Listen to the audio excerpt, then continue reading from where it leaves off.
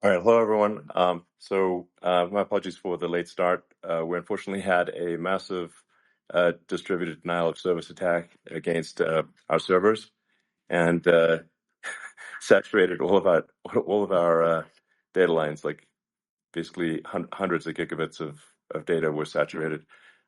We think we've overcome most of that, and so it's now time to proceed. But as this massive attack illustrates, there's a lot of opposition to people just hearing what President Trump has to say, and but I'm honored to have this conversation. I want to emphasize it's a conversation, and it's really intended to just get a feel for what Donald Trump is just like in a conversation.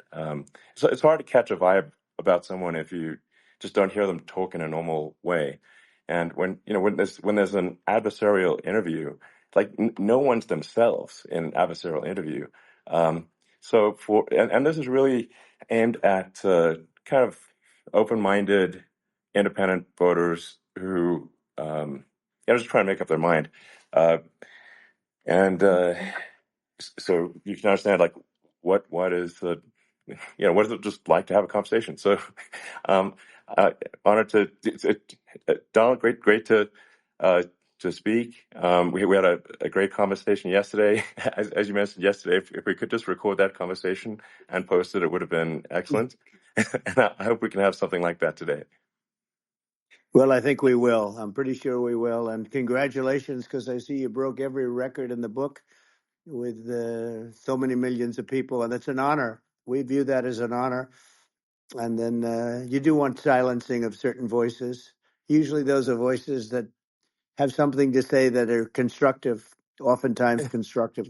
And Yeah. so we have to consider it an honor. But congratulations on breaking every record in the book tonight. That's great. Well, thank you. Well, I mean, maybe we could start off with, the assassination attempt, which was an incredible thing. And I have to say that, your actions after that assassination attempt were inspiring. You, instead of shying away from things, instead of ducking down, you were pumping your fist in the air and saying, fight, fight, fight. And I think that's, I mean, the president of the United States represents America, and I think that is America. That is strength under fire, and so that's a big part of the reason why I was excited to endorse you as the president of the United States for having another term here. Is that was just incredibly inspiring. But I mean, what was it like for you? Not pleasant, I have to Not be honest. pleasant. I said there was blood. I had Being more shot is blood. not I didn't much know fun. I didn't know I had that much blood. The doctors later told me that the ear is a place that is a very bloody place if you're going to get hit.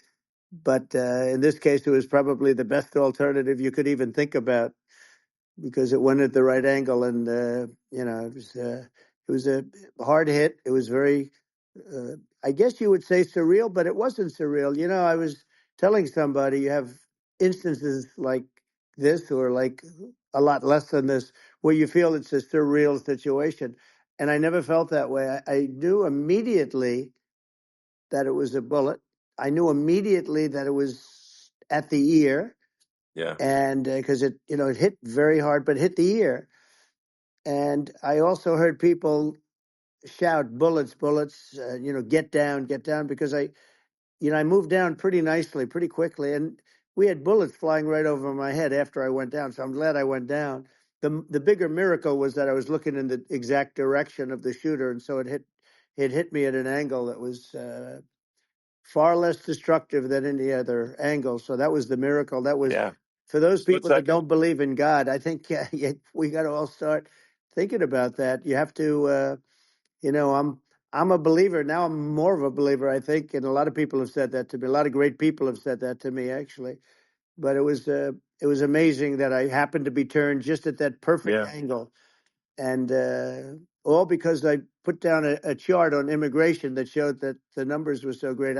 I love that chart I even mean, more maybe it's now. a sign. Maybe Yeah, that's a sign, you know. it's an immigration sign. You But highlighted a serious issue, and yeah, at that moment, that's right. the bullet missed your, you know, hit your ear, but you know, missed your head. I mean, Well, your the yeah, amazing thing is that the sign, I said, bring down that sign on immigration, and it was literally about an eighth of a second where it would be good, and after that, it was going to yeah, be a disaster, no matter which way you were facing. But it just had that perfect angle, which was yeah, exactly at this shooter. Very sad situation. Such a sad situation. As you know, we lost somebody that was great, Corey, yeah, who a firefighter, a great gentleman, a great trumper. He was just a fantastic family and a fantastic man. And a friend of mine came up, Elon, and said, "I'd like to give the family some kind of help."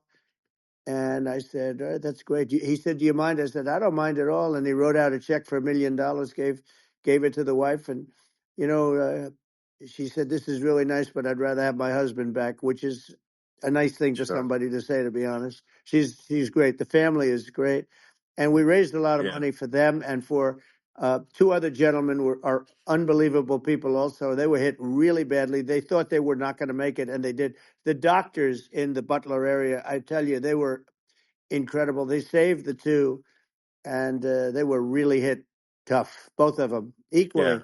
And we thought yeah, my first question was because I heard bullets flying over me. I said, "How many people were killed?" Because we had a massive crowd there, a tremendous yeah, thousands and thousands of people, and there was no land. I mean, it was all people. So I said, "How many people have been killed?" Because I knew there were other shots being fired, sure, and they said, "We don't know yet, but some people have been badly hurt."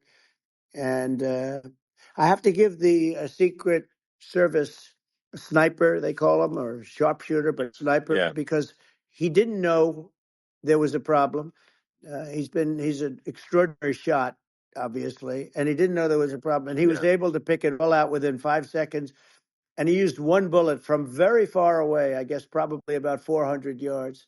The shooter was 130, but yeah, he was on the opposite side of the field and the podium, and he saw the smoke and the flame from the gun, immediately recognized it, and immediately took a shot.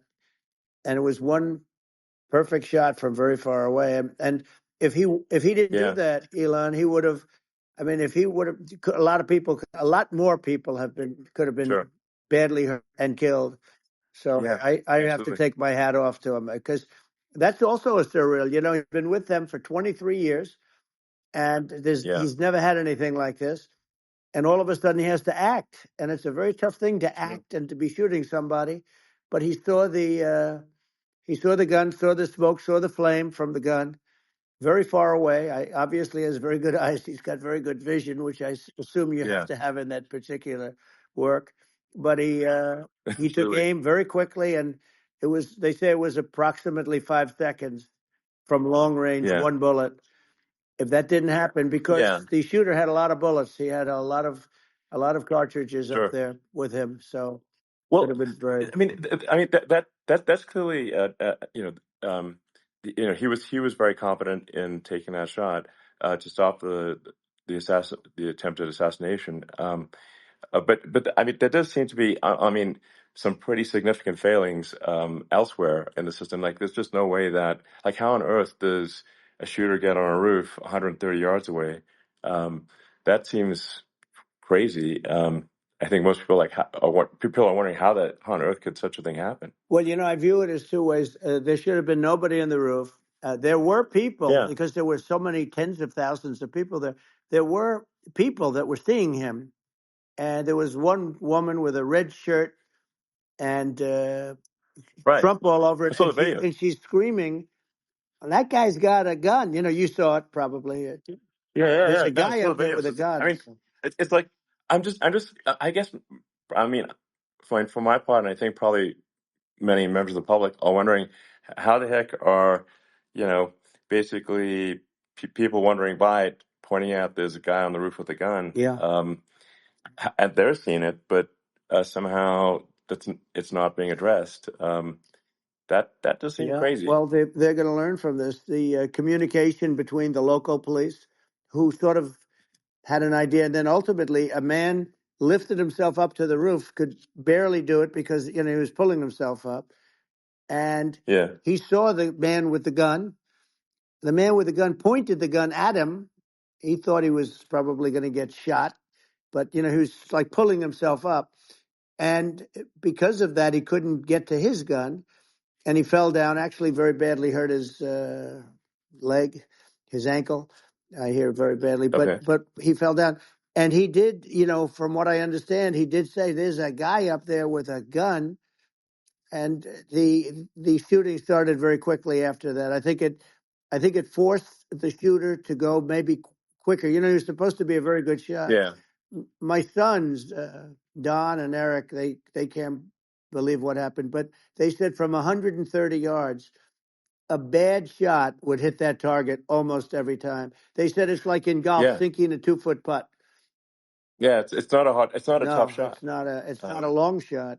The Secret Service person had the long shot. He had triple the Yeah, distance actually. So it was a terrible thing. Look, it's hard. I have to say this about the Secret Service. When I went down, and I went down based on I think they're screaming, but other people also, because people saw this happen. You had so many people. One of the miracles was that nobody ran. I mean, if a gun goes off, the crowd yeah, control people showed us this. When guns go off, and it does happen in stadiums at a soccer match or some kind of a match, everybody flees. They call it a stampede, like cattle. But everybody, and a lot of yeah. people get killed with those stampedes.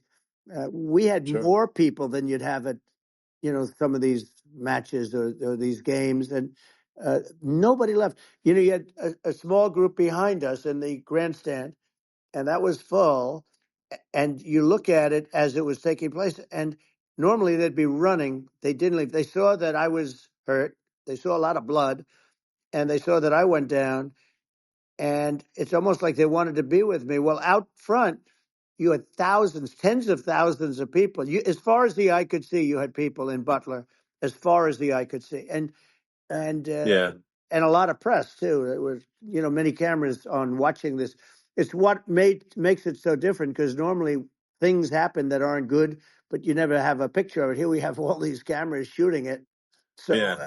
sort of amazing. But one of the interesting things was that you didn't have anybody flee, you didn't have anybody stampede, Sure. nobody. And there were some people behind me. They stood up and they're looking like I mean, I'll tell you, you Yeah. want to have them in a foxhole with you. I want to meet some of those people Sure. because Sure. it's so different from what you heard. But so I was down, but the Secret Service Yeah. guys, there were bullets flying right over my head. You could hear them go whizzing, Yeah. and these guys came jumping on top of me, and a young lady, Kate, uh, would jump. They moved so fast, and let me tell you, that took tremendous courage. Now there was a lack of coordination.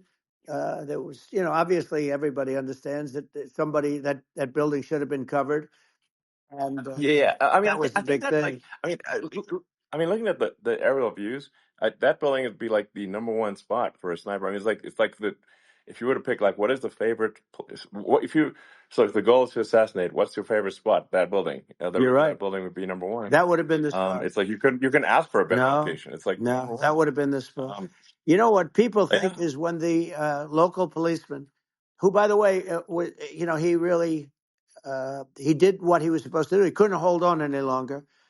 And then when he got yeah, his head just peeking above, this guy standing there with a gun at his head. And when he fell down, again, hurt his ankle very badly, but he was making the calls. But what happened is the firing took place very soon. So what they yeah, think is that this guy ran to his site, which he had all planned out with the gun. He ran to the site and he started shooting fast. And maybe that's why he sort of missed. I mean, he uh, yeah. he But he as you got said, me, but he it would have could have hit. been I mean, a much yeah. bigger problem. But he totally would have hit if you hadn't turned your head. So like there was it was a very near It thing. was a So miracle. If I hadn't um turned my head, yeah, I would not be talking to you right now. As much as I like you, exactly. I would not. Yeah. I would Well, not be talking. you'd be talking to me from another realm, perhaps. Yeah, that's Um, right. We'd be talking from a so different place. But it was it was a very terrible experience. The Butler Hospital, they did such a great job. The doctors were so good. Everybody was so good. There was a mistake if somebody knew, because people were hearing that, there was just a bad feeling that there was somebody was around. You know that story now. It's been pretty yeah, much. yeah, And yeah, if somebody could have said, because they've oftentimes said, like there'd be a lightning storm or something, because I've done, I think, over 300. I think I did a lot more than that, but we did a lot. And oftentimes they'll say, sir, could you wait 10 minutes, please? Sir, could you wait 20 minutes? There's a storm overhead or lightning or something, right? And yeah, that happens yeah, often. And this would have been a perfect time for that to have happened, but it yeah. didn't get coordinated. That was the problem.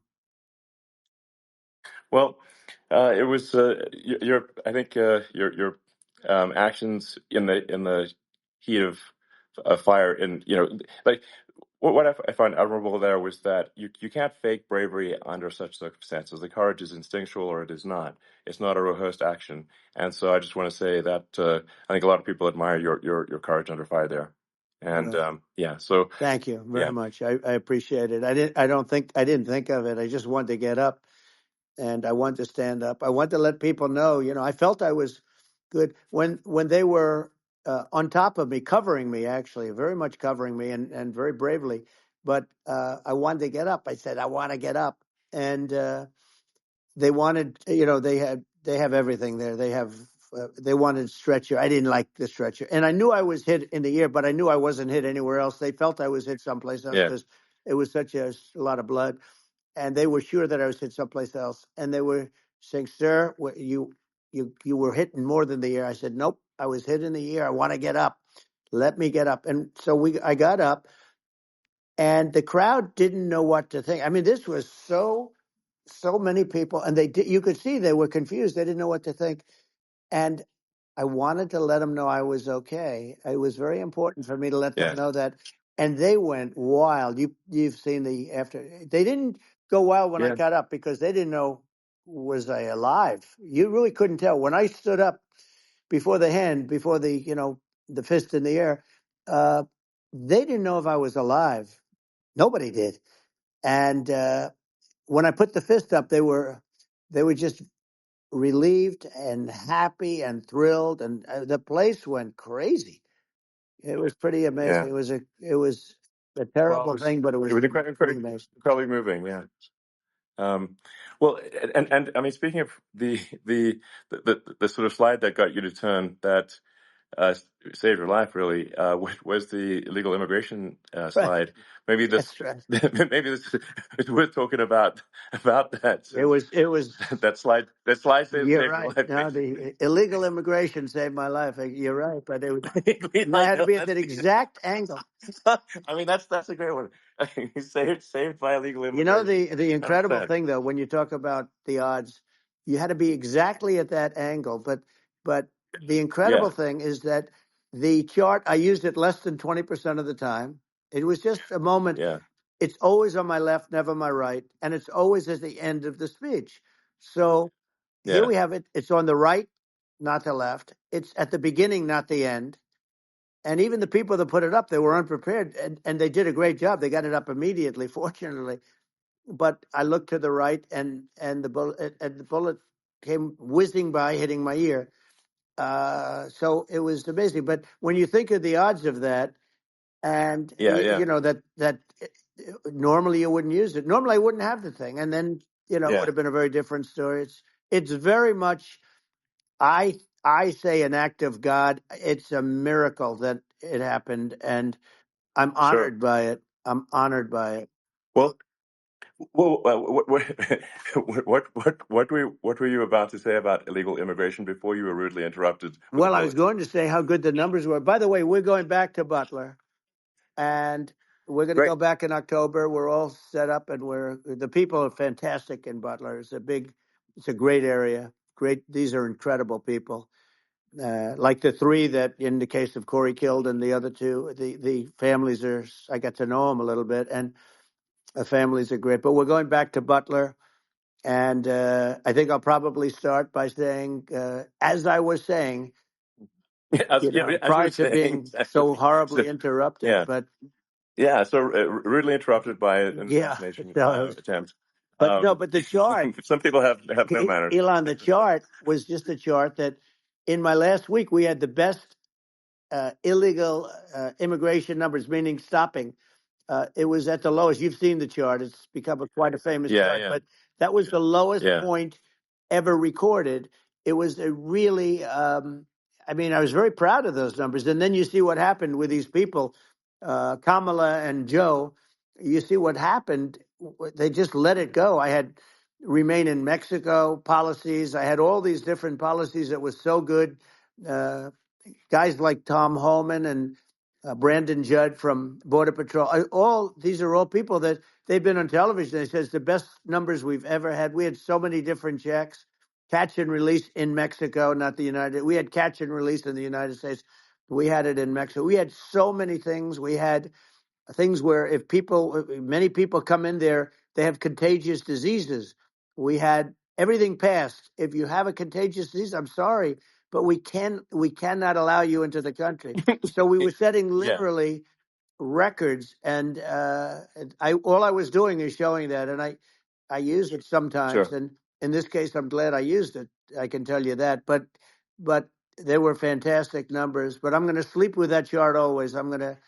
I'll be sleeping with that chart. That chart was very important for a lot of reasons. Well, I mean, would it be accurate to say that you're supportive of legal immigration, but that but we also need to shut down illegal immigration, and especially unvetted Yes, illegal immigration, because and that's not the same as saying that everyone who's an illegal immigrant is bad. In fact, I think most people who are illegal immigrants are actually good, but you can't tell a difference unless there's a solid vetting of who comes across the border. Does that accurately 100%. represent your position? I say it Okay. very simply. They have to come in legally. They have to be checked Yeah. because look, Kamala was the border czar. Now she's denying it. Everything that I do, she's Yeah. saying she was strong on the border. We're going to be strong. Well, she doesn't have to say it. She could close it up right now. They could do things right now. It's horrible. No tax on tips, and all of a sudden she's making a speech and there will be no tax on tips. I said that months ago. And by the way, they had just the opposite. They had not only tax on tips, but they hired 88,000 IRS agents, and many of them were assigned to go get waitresses and caddies and all of this on tips. They have a policy. They had a policy that they were really going to go after you and were really harassing people horribly. And then all of a sudden, for politics, she says, she comes out with what I said, which I think is terrible. And I think it's also hitting them very hard. These people are fake. Now they're also saying they did a good job on the border. We had the worst numbers in the history of the world, not of our country. There's never been a country in history that has had a catastrophe like this. We've had, I believe, and I think you believe this too. You hear 12 Yeah. million, 13. I believe it's over 20 million people came into our country, Yeah. many coming from jails, from prisons, from mental institutions, or a bigger version of that is Yeah. insane asylums, and many are terrorists. And I'll tell you what, they're coming not just from South America, they're coming from Africa, they're coming from all over the world. They're coming from Asia, they're Yeah. coming from the Middle East, they're coming from countries that are uh, stupidly and horribly bombing Israel October 7th. They're coming from all over the world. And you look at it's so sad October 7th because it should have never happened. Yeah. It's so sad when Sure. you look at Ukraine. It should have never happened. We have a defective Yeah. government. These are defective people, and they're not people that should be running it. But where you see it the best is the border because you have millions of people coming in a month, and then she gets up and she tries to pretend like she's going to do something. She had 3.5 years. And by the way, they have another 5 months that they can do something, but they Yeah. won't do anything. It's all talk. She's No. incompetent and he's incompetent. And frankly, I think that she's more incompetent than he is. And that's saying something because he's not too good. Yeah. No, I think it is essential to have a secure border. I mean, you're really not a country unless you have a Correct. secure border. And And uh, secure elections, you too. know, Yeah, absolutely. Secure elections, and so it's just essential to have a real border, or we can't function as a country, and our service, our central services are being overwhelmed in a lot of cities. Um, and as we were talking about earlier, I think having a legal immigration process that is smooth and efficient and done well, and speaking as someone who is a legal immigrant. And I think I mean, like one way to think of it is, who do you want on your team? Um, who do you want on Team America? And I think we want to just say, okay, we want to let in people who are going to, be great contributors to our society and to our economy, Right. and who do you want on the team? And it's not to say that, like in my opinion, actually, I'd say like probably most of the illegal immigrants actually are actually good, hardworking people. That's my opinion. But some are not, and you just have this sort of adverse selection process where, if somebody's if somebody's like you know, uh, has a career in theft or robbery. I don't understand what's taken them so long to get here, because we're such a target-rich environment. Um, I mean, why aren't more people who have a career in, bad things coming here sooner? Because I mean, it's a piece of cake to go rob, houses in LA or New York, compared to other parts of the world. And in a lot of places in America, if you try to stop the person who's robbing you, you'll be arrested. Yeah. Yeah. So it's It's insane. it's right. I mean, what's happening with crime, and our police are so good, but they're not allowed to do their job. But I have to tell you, Elon, I They're hate not. to say it because it's such a downer to say it. I hate to say it. I hate it, but you have a lot of people that just shouldn't be. I think it's a much bigger number than you think. They're I allowing, think you're again, right. they're Yeah. allowing people from their jails. And if you were running one of these countries where they're coming from, you would have had all of them. As an example, Venezuela, their crime is down 72%. They're taking their drug dealers. They're taking, frankly, their prisoners. They're emptying out their prisons. They're taking their criminals, their murderers, their rapists, and they're Yeah. delivering them into But the. that's what Castro did. Yeah, That well, he did on a much smaller scale. yeah, It was a much smaller yeah, scale. But this is a massive scale because this is being done worldwide. But here's what's happening: crime all over the world is down. And wait till you see the numbers that we have. This is migrant crime. This is crime that's going to be. yeah, And I saw it today in New York where somebody was knifed with raped the girlfriend of a man that stood there watching in New York in one of the shelters and started sure, pulling out the knives, and bad things happened today. But this is happening every day. These are rough people. These are people that are in jail for yeah, murder and all sorts of things, and they're releasing them into our country, and they're telling them, if you come back, we're going to kill you. We're going to give you the death penalty or kill you. So they don't want to come back. But these are rough people. yeah, These are criminals that make our criminals look like nice people, and it's horrible what they're doing. And she's in charge of it because now she's trying to say she sure, had nothing to do with it, and she's such a liar because she was called the border czar the first day, and it was on the headlines of every newspaper. She's the border czar, and she never even went there. She went to one location which had nothing to do with where the problem is. She went in and out, I right, guess, because she was getting a lot of yeah, pressure, yeah, but had nothing to do where the problem yeah, is. But she was the well, border czar, and people yeah, yeah, can't allow them to get away with their disinformation campaign. Now she's trying to say that she wasn't.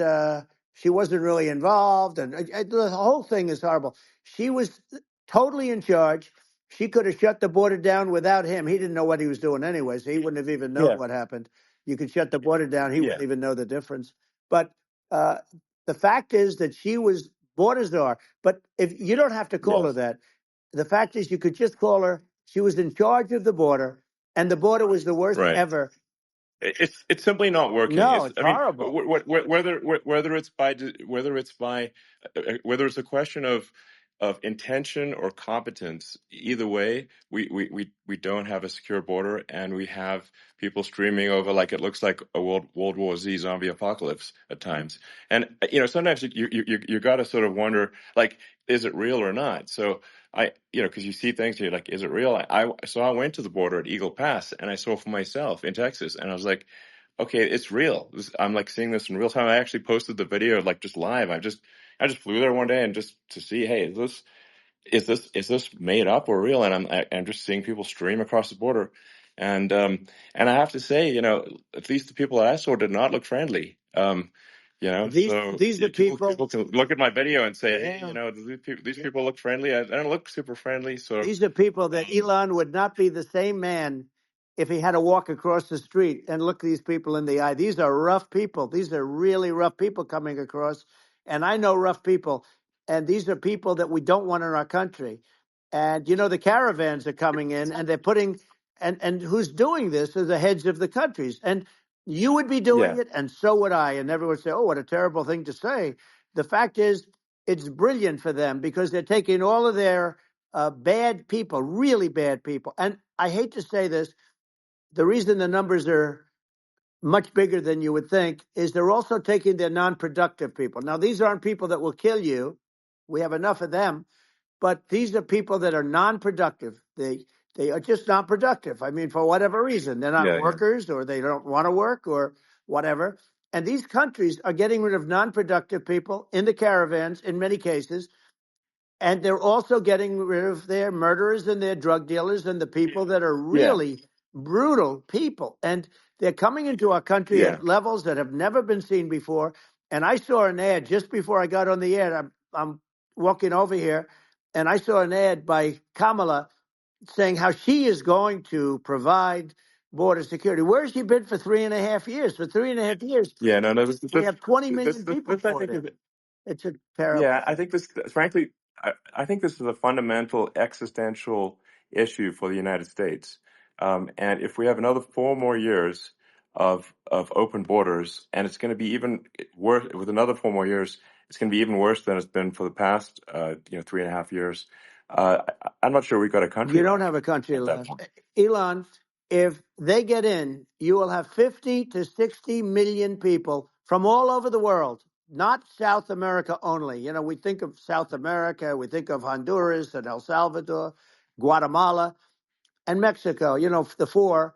But it's not that. It's everywhere. They're coming in from Yeah, everywhere. And I had to stay in Yeah, I think Mexico. this is a super important Yeah. point. Like people, it's like basically when I went down there, I was like, well, where are people from? It's like almost no one was from Mexico. To be No, clear, Mexico it's less it's just it's just less it's of just the the border. It's just the border with Mexico, but the people coming in, it's Earth, the rest of Earth, and America is only about 4 or 5% of the population of Earth.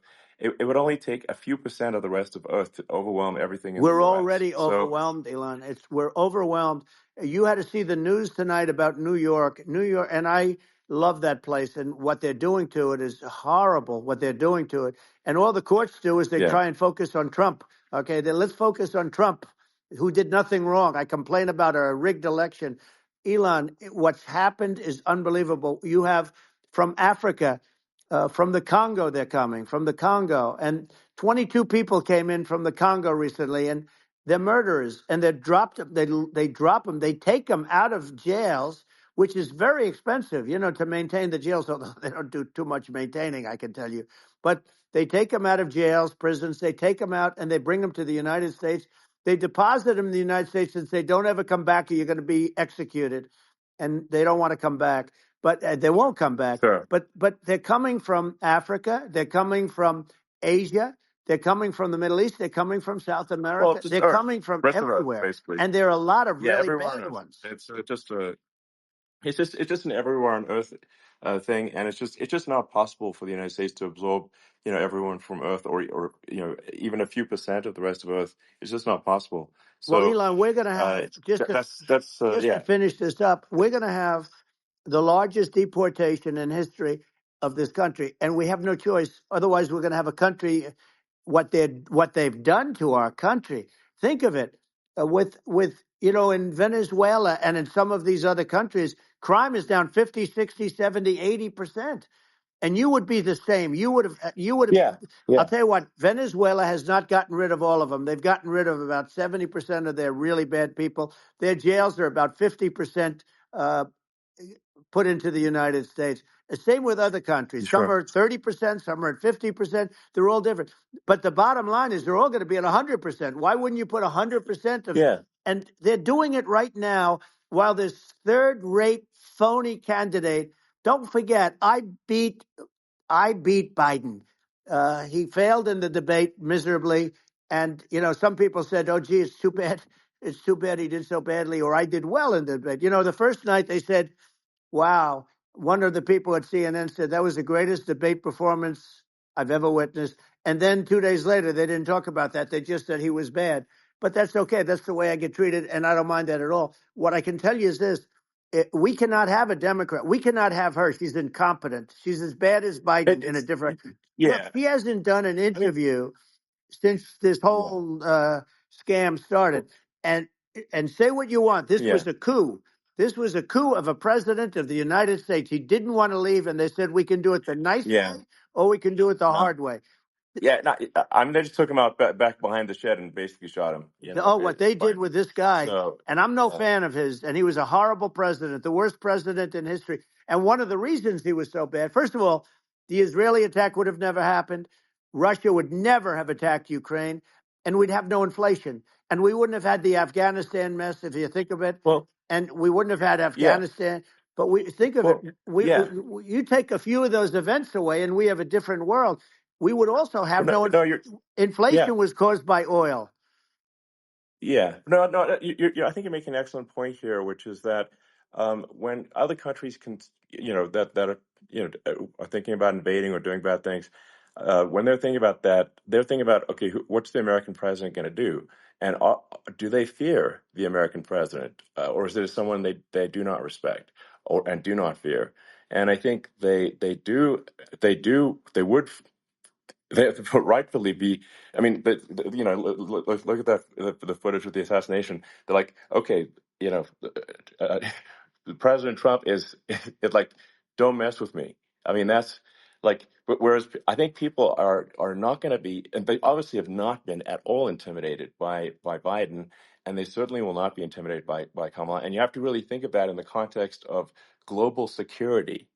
That if the American president is someone that, like, evil dictators are scared of, that makes a huge difference to the security of the world. So I had a good relationship with Putin, despite the Russia hoax that lasted for over 2 years. Just a hoax created by Hillary Clinton and Adam Shifty Schiff, some just bad people, just sick people, frankly. I mean, Schiff is a sick person. He's going to end up probably being a senator.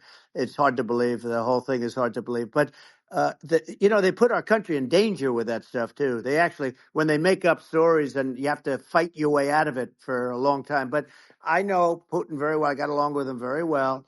He respected me, and it's just one of those things. And we would talk a lot about Ukraine. It was the apple of his eye. But I said, don't ever do it. Don't ever do it. I shut down Nord Stream 2. That was the big oil pipeline, the biggest pipeline in the world going all over Europe. I shut it down. Biden came, and then they say, Yeah, I loved Russia. I was a friend of Putin, and I loved Russia. No, he actually said to me one time, he said, if you're my friend, I'd hate to see you as an enemy. I shut down his pipeline, the biggest pipeline. They were looking at that to yeah, fund, and this pathetic president gets in there, and the first thing he did, one of the early things he did, is he shut down Keystone XL pipeline, which is our pipeline that would have employed 48,000 people, pipeline workers, shuts it down. That was, a massive job that Obama refused to allow. yeah, I allowed it in my first week because it was jobs and it moved oil. And by the way, in a much more environmentally friendly way. It's underground. It's not a truck that catches on fire or a train that catches on fire. But think of it. He shut down the uh, XL pipeline, the Keystone XL pipeline. He yeah. shuts that down and he approves the Russian pipeline, Yeah, it doesn't make any right? sense. It's inconsistent.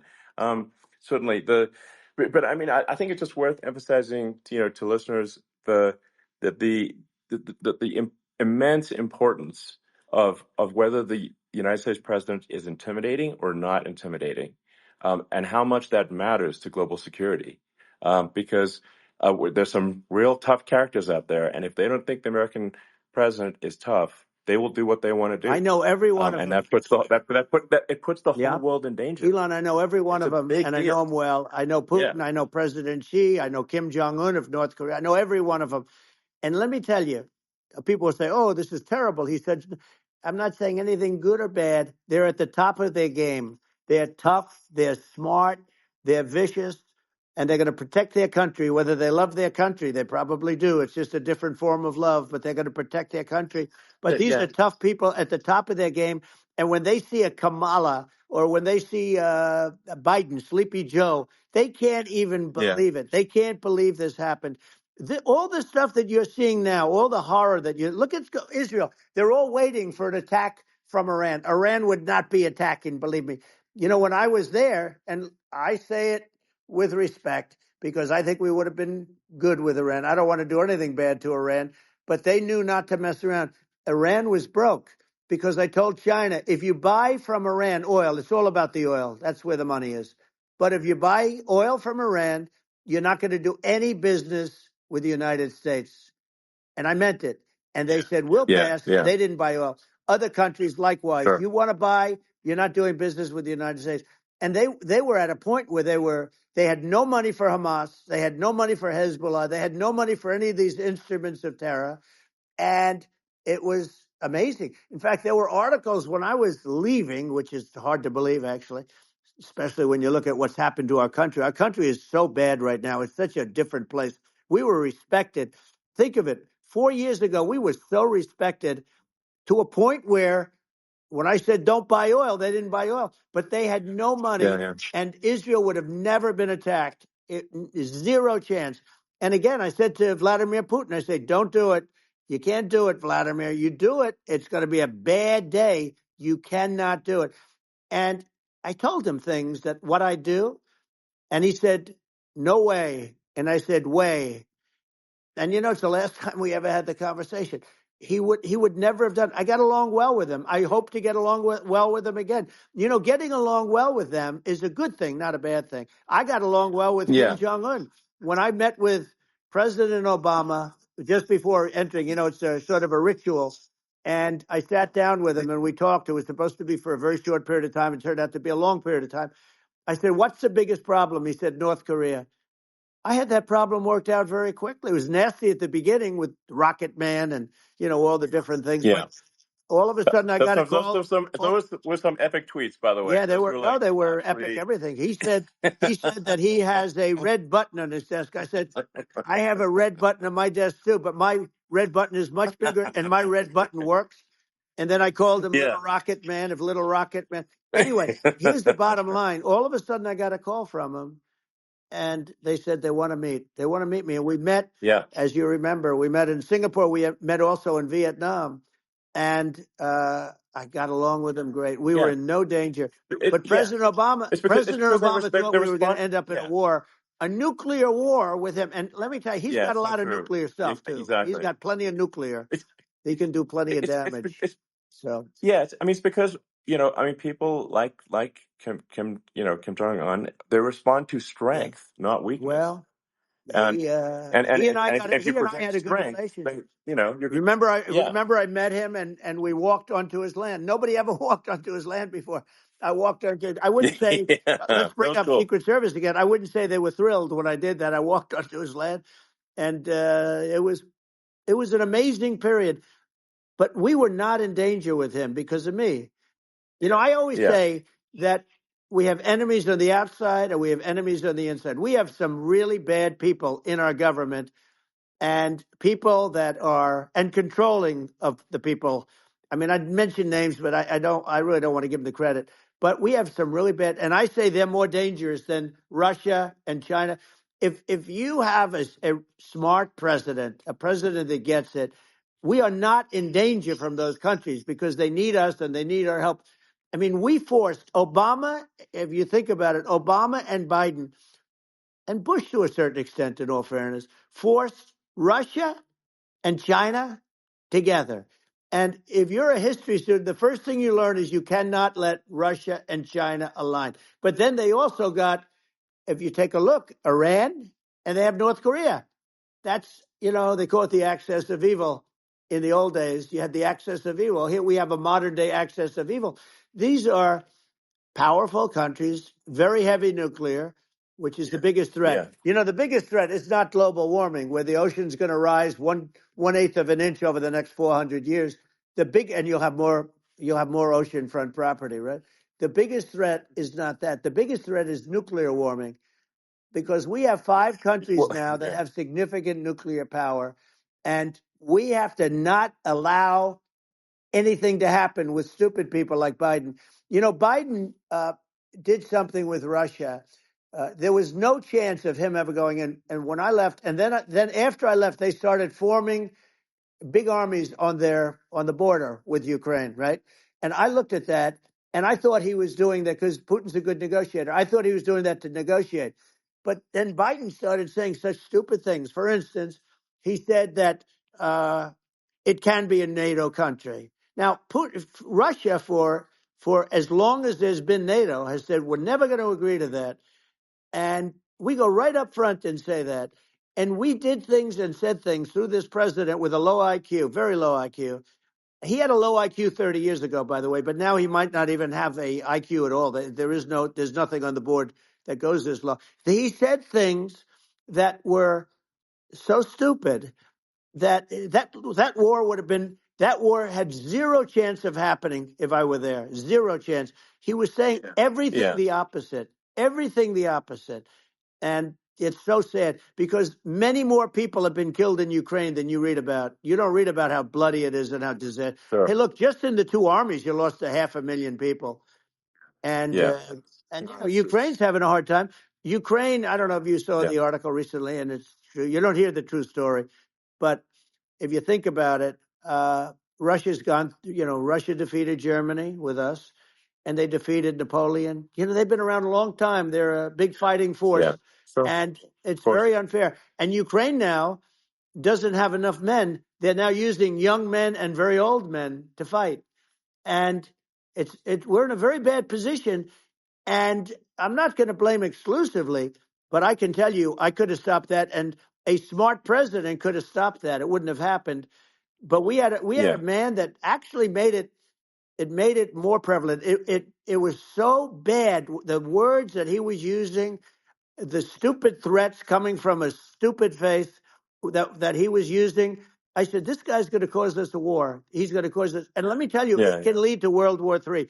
That can lead to World War III. The Middle East can lead to. We have numerous places that could end up in a Yeah. World War III right now for no reason No, whatsoever. I think you're right. I think people underrate the risk of World War III, and it's just when you're looking at the risk of global thermonuclear warfare, it's game over for humanity, and it's something that people have, I think, after the end of the Cold War, people have become complacent about, but they actually have forgotten that there are currently a lot of nuclear missiles that have targeting parameters for the United States from other 100%. countries. And one of the things And we're going to do is it's we're going to yeah, build an iron dome over us. Israel has it. We're going to have the best iron dome in the world. We need it, and we're going to make it all in the United States. But we're going to have protection, because it just takes one maniac to start something. We're going to have protection, and we're going to have. Why shouldn't we have an iron dome? Israel has one. Some other places yeah, have one that nobody even knows about, frankly. But Israel has it. We're going to have an iron dome. But with all of that being said, to me that's so important, the most important. But with all of that being said, the election's coming up, and the people want to hear about the economy and the fact that they absolutely sure. can't buy groceries because they don't have enough money to buy groceries. The inflation has killed them. Food prices are up 50, 60, even 100% in some cases. And this stupid administration allowed this to happen. And it's a shame. And that's the thing that people most care about, in my opinion. They care about the border a lot. And we discuss the border at great length. It's nice to have a Yeah, yeah. forum like this where I can discuss something at length. And by the way, you think Biden could do this interview? Do you think that Kamala could do this interview? They would take a pass on No, they you. could not. So they don't need Elon. They don't need Elon screaming out questions. It's pretty sad when you think that somebody that does this for a living can't answer a question or is afraid to do an interview. And in her case, with a very friendly interview, she's got all friendly interviewers. It's pretty sad. Yes, But the absolutely. big thing now is the Well, economy, Elon. yeah, And as much as yeah, I mean, I view nuclear as the single most important thing, but a lot of people don't. A lot of people don't understand that. But it doesn't have to. If I understand it, that's all you need. Because if I was president, you're not going to have that kind of a problem. But the thing that they really is making them angry is what Kamala and Biden have allowed to happen to the economy. It's a disaster with inflation. The inflation, it yeah, doesn't matter what you make. The inflation has eaten you alive. If you're a worker or if you're just a middle income person, you can't afford. 4 years ago, 5 years ago, people were saving a lot of money. Today, they're using yeah. all their money and borrowing money just to live. It's a horrible thing Right. that's happening, and we'll end that Well, I think quickly. a lot of yeah, a lot of people just don't understand where inflation comes from. Inflation comes from government overspending because the checks never bounce when it's written by the government. So if the government spends far more than it brings in, that increases the money supply, and if the money supply increases faster than the rate of goods and services, That's right. that's inflation. Um, so really, we need to have we need to reduce our government spending, and we need to re-examine. I think we need like a government efficiency commission to say like, hey, where are we spending money that's sensible? Where is it not Right. sensible? And we need to live within our means. We're currently adding, I think, $1 trillion to the deficit roughly Yeah, every 100 days. that's right. And the interest payments on the national debt have now exceed the defense budget. It's on the order of $1 trillion, It's interest. and it keeps Yeah, I growing. rebuilt our military, largely rebuilt our military, did a great job on it, which was so important. We had jets, we had fighters that were, and bombers that were 70 years old. And we did a great job in that. Then by the way, then we gave 85 billion of it back to Afghanistan, if you can believe it. We gave them 85 billion. They're one of the largest sellers Yeah, of military equipment in the world. They're selling what we gave them. That was one of the most embarrassing days in the history of our country. But if you think about, let's go back to the economy. We have to bring energy yeah, prices down. Energy started it. The price of gasoline. Now your cars don't require too much gasoline, so you have a good, and you do make a great product. I have to say, I have to be honest with you. thank That you, doesn't mean everybody should have an electric car, but these are minor details. But your product is incredible. But the thank you. gasoline, Elon, is the cost of energy. Not only gasoline, it's the cost of heating your house and cooling your house. That has Sure. to come down. It's gone up 100%, 150, and 200%, and that has to come down. When that comes down, and we're going to Yeah, drill, baby, drill. They stopped drilling, and then they went back to drilling because they went back to the Trump policy. But if they won the day after they get into office, this country will go out of business because they're going to go to an energy policy that's not sustainable. Wind and different things. You're not going to have anything. yeah, And I know you're a big fan of the AI, and I have to say yeah, that AI, and this is shocking to me, but AI requires twice the energy that the country already produces for everything. So you're going to have to build. We're going to have to build a lot of energy if our country will be competitive with China, because that's our primary competitor for this on the AI. You're going sure. to need a lot of Well, I mean, electricity. You're going to need tremendous yeah, electricity, like almost double what we produce now for the whole country, if you can believe it. sure. Well, just going, back to this, like this basic thing, which that people try to make it sound complicated, but it's not. But inflation is caused by government Right. overspending. Would you agree that we need to take a look at government Yes. spending and have perhaps a government efficiency commission that just tries to make the spending sensible and so the country lives within its means, just like a The person does? waste is incredible, and nobody It negotiates is. prices. You used to have a lot of people making jets, and you end up with two companies, and they'll probably try and merge at some point. I mean, I went through it like Air Force, just a thing like Air Force One. One of the first documents they asked me to sign, a general walks in, sir, would you please sign this document? And what is it? Air Force One. That's with Boeing, which is basically two planes, two 747s. and the price was Yeah. $5.7 billion for two planes. Now they're Wow. highly sophisticated. That's They're insane. even nicer than your plane, okay? But much more sophisticated. They're very. I won't say what's on it, but they got a lot of stuff on it. Anyway, but it's Sure. 5.7. I That's a crazy It's a number. crazy number, but I said I'm not going to pay 5.7. I'm not going to do it. I said, who made the deal? Obama and his people. I said, well, then I know the deal's no good. I'm not going to do it. And over a course of about 4 weeks, by my saying I'm not going to do it, I got the price reduced by $1.6 billion for the exact same plane. Other than we had a nicer paint job, if you want to know the truth. But for the exact same plane, I saved one. And I said to Boeing, man, you guys must make a lot of money if you can reduce the price by that. But now what I do hear is that they're going back to the Biden administration and wanting big cost overruns, because they see these dopey suckers in there and they'll end up getting some of the money back. But I shaved it by $1.6 billion for the exact same plane.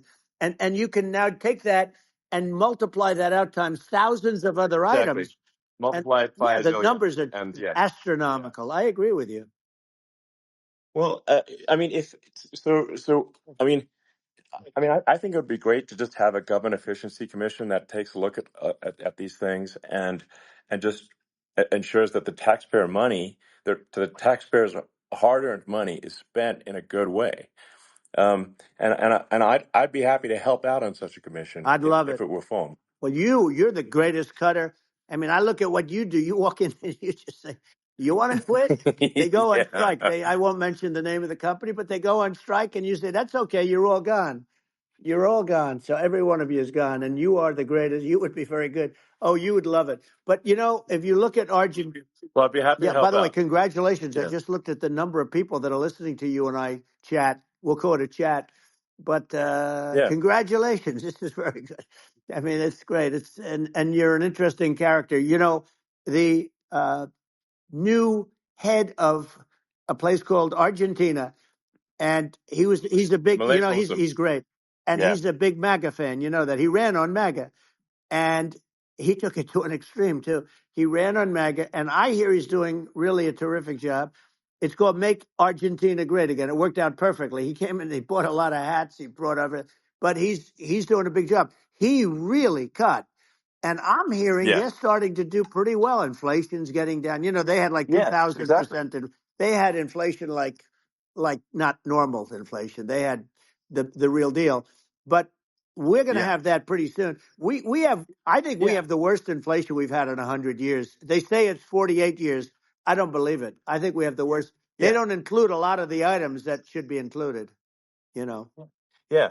Well, it's just from government overspending and not spending taxpayer money Yeah, effectively, and having just like so many departments you can't even name them all.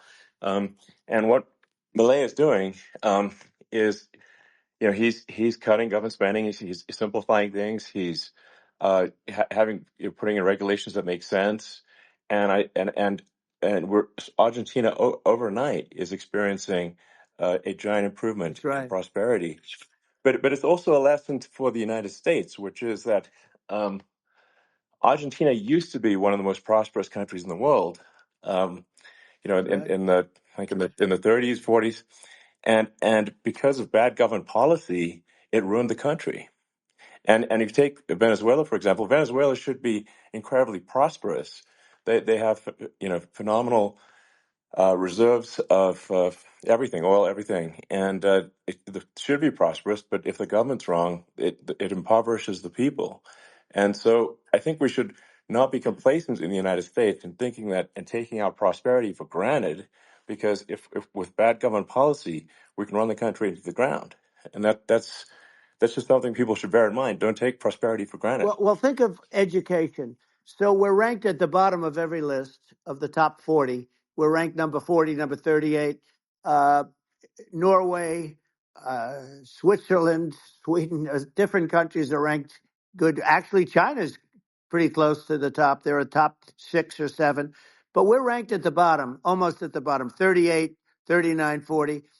In other words, horrible. And yet we spend more per pupil than any other country in the world. So we spend more. And what I'm going to do, one of the first acts, and this is where I need an Elon Musk. I need somebody that has a lot of strength and courage and smarts. I want to close up Department of Education, move education back to the states, where Yeah. where states like Iowa, where states like Idaho, not every state will do great, because states that basically aren't doing good now. You look at Gavin Newsom, the governor of California. He he's terrible. He does a terrible job. So he's not going to do great with education. But of the Yeah. 50, I would bet that 35 would do great, and 15 Yeah. of them, or 20 of them will be as good as Norway. Norway is considered great. Uh, you can name them. I mean, they're so good. Some of Yeah. these countries are so good. But if you go into some of these really well-run states, we have states that don't know what debt is. We have states that have low taxes, no debt, everybody working. They're really well run, Sure. and maybe they have certain advantages in terms of location, in terms of the land, or the sun, and the water and the whole thing. There are a lot of advantages that some people have. But if you moved education back to the 50, you'll have some that won't do well, but they'll actually be forced to do better, because it'll be a pretty bad situation. But Yeah. if you think Well, about it, yeah. you'll have some Yeah. of Yeah. these states. I'll bet you'd have 30, 35 states. It'll be much better. And you know what it'll cost? Less than Yeah. half what it is in Washington. And Yeah. these people don't care Well, about the yeah. students in these faraway states, and it'd Well, be unbelievable. yeah. I think you're making a good point in that if the states have to if each state has to compete against other states, then people will That's naturally right. move to states where it's better. Well, like Um, California, as we said, it's a badly run state. I could go through. I got so many friends that are in those states, even if they're Democrats. I hate to mention certain states, but Illinois is badly run with Pritzker. He's a real loser. But yeah. some of these places are just badly run. But it's almost going to force them to run better, and they won't do it good initially. But you're not going to do worse than you're doing right now. And I would say that Yeah. the cost, you would cut your cost by 50 or 60%. And you'd have a little Yeah. Yeah. monitor. You want to make sure they're teaching English as an example. Give us a Yeah. little English, right? Sure, yeah. Right? No, but I mean, to what? Some of these governors are doing so badly. I mean, they got so many people moving out of their state. They should get U-Haul Salesman of the Year award because they're driving so much U-Haul It's still. actually It's just amazing. people moving out. Isn't it amazing to you as a businessman that they can even survive? Like Illinois, so many people are leaving, and you wonder, how do they survive? I mean, how do they survive? Uh, I saw where you left California and you moved to Texas. Texas does a great job. But, I Yeah, mean, I just wonder, how do these states survive when big businesses, a big oil company just left California, as you know, and they moved to Texas. How do these big states survive when they lose so many businesses and their taxes are already really high? The taxes are among the highest yeah. taxes. You almost wonder, how do they continue on? And in many cases, the governors don't do a good job, and they're crime-ridden places. You wonder, how do they continue to just go on? It's Well, not a good I think there's. situation. I think the only thing that's going to force some of these states to change is if they risk bankruptcy and they're not getting bailed out by the federal Right, government. right. Well, you're That's gonna that's you're the gonna only thing have that's going that. to get them to change. You remember the Yeah, area in California where they had that, where I guess somebody had sticky fingers and they stole a lot of money, and they went into a form of chapter, and it was very yeah, nasty yeah. for a period of time. But now it's probably the most popular place in all of California. So at some point, something like that may have to happen. But the problem is, you can't penalize people that loan money to the state when you have incompetent people like a Pritzker. Look, the family didn't want him in the family business, and then he ends up being governor of Illinois. So what is he going to be? Is he going to be a great governor? And you have people. I could name every one of them. I got to know every one of Yep. these, and some are very good, and some are just horrible. Well, I think the larger point here, too, as you're saying, like a lot of people are concerned about the economy, a lot of people are concerned about inflation, and inflation is effectively a tax on people that save money, Yeah. and for people that are working day to day, it's just a form of taxation. And if we can solve the government spending problem, we'll solve the inflation problem, which means people will have a better standard of living, and Yeah. that's a really big Well, the deal. people that got hurt Um, worst are the people that did it the way they were taught to do it all through, their younger life and their young life and their whole life. The people that saved money and then they got no interest on their money and inflation destroyed them. And frankly, they were almost better off if they didn't do anything like that. I mean, those people have been absolutely decimated, and we're going to bring those people back and help those people. We've got to get the prices down. When I look at bacon costing 4 or 5 times more than it did a few years ago, sure. when you look at some of the food products in grocery stores, people go, they can't believe it. They used to be able to buy a whole cart, and today, a lot of people just don't have the money. They go in and they can't buy anything. They look at Yeah, it's sticker I shock. think They it. call it Yeah, sticker shock, right? I think it really just comes, like I said, I think it just comes down to really, I guess, two things, which is that if you solve government overspending, you solve inflation, which improves living Right. standards of the average person, and then if you deregulate, like have sensible regulations, so because a lot of the regulations are nonsensical and cause the cost to be extreme for no reason, but unless you've got effective deregulation. Like Reagan did a great job on deregulation in the 80s, but it's been 40 years since we had That's right. anyone really. I mean, during your administration, we made some progress, but I think uh, there's opportunity to make, I think, radical progress with sensible regulation. Yeah. And Well, Elon, if those two things, yeah, those are the big we deals. set a record. We did more deregulation and more restrictions on all of the different businesses than any other president. Remember, I had the rule for everyone we put in, you have to get rid of 10 or 12. And we did Yeah, radical cuts on all of that, and a lot of that's being put back by this administration.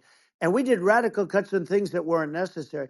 But we were all set. We had the best economy ever, maybe in the world. And then what happened is COVID came in, and we had to focus on that, and nobody knew what it was. And I always say I got good marks on economy, good marks on military. We knocked out ISIS. We did so many different things. We rebuilt.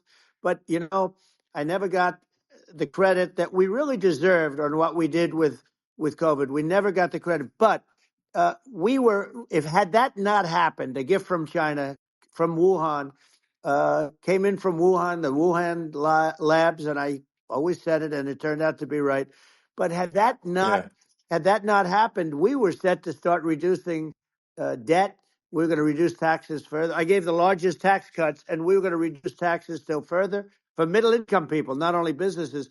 But we did it for sure, businesses because they're the ones that's why we had the great job numbers. But we were set to really start reducing debt.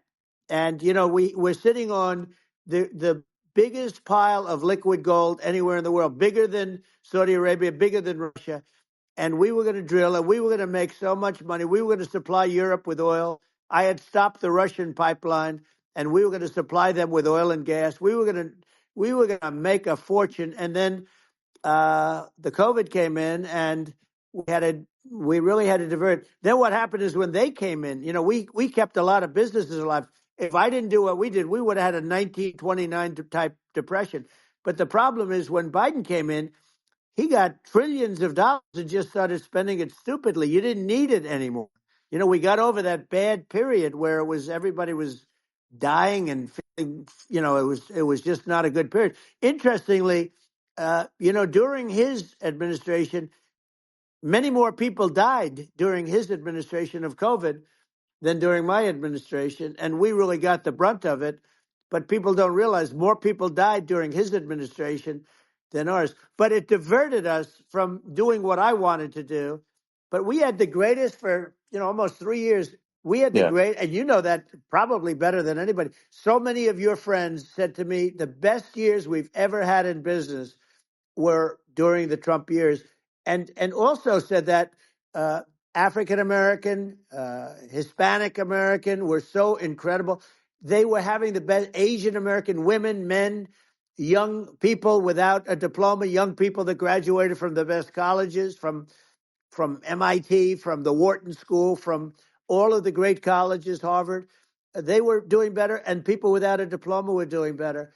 and everybody was happy. And then COVID came, and Sure. we had the problem is they spent trillions and trillions of dollars. They wasted.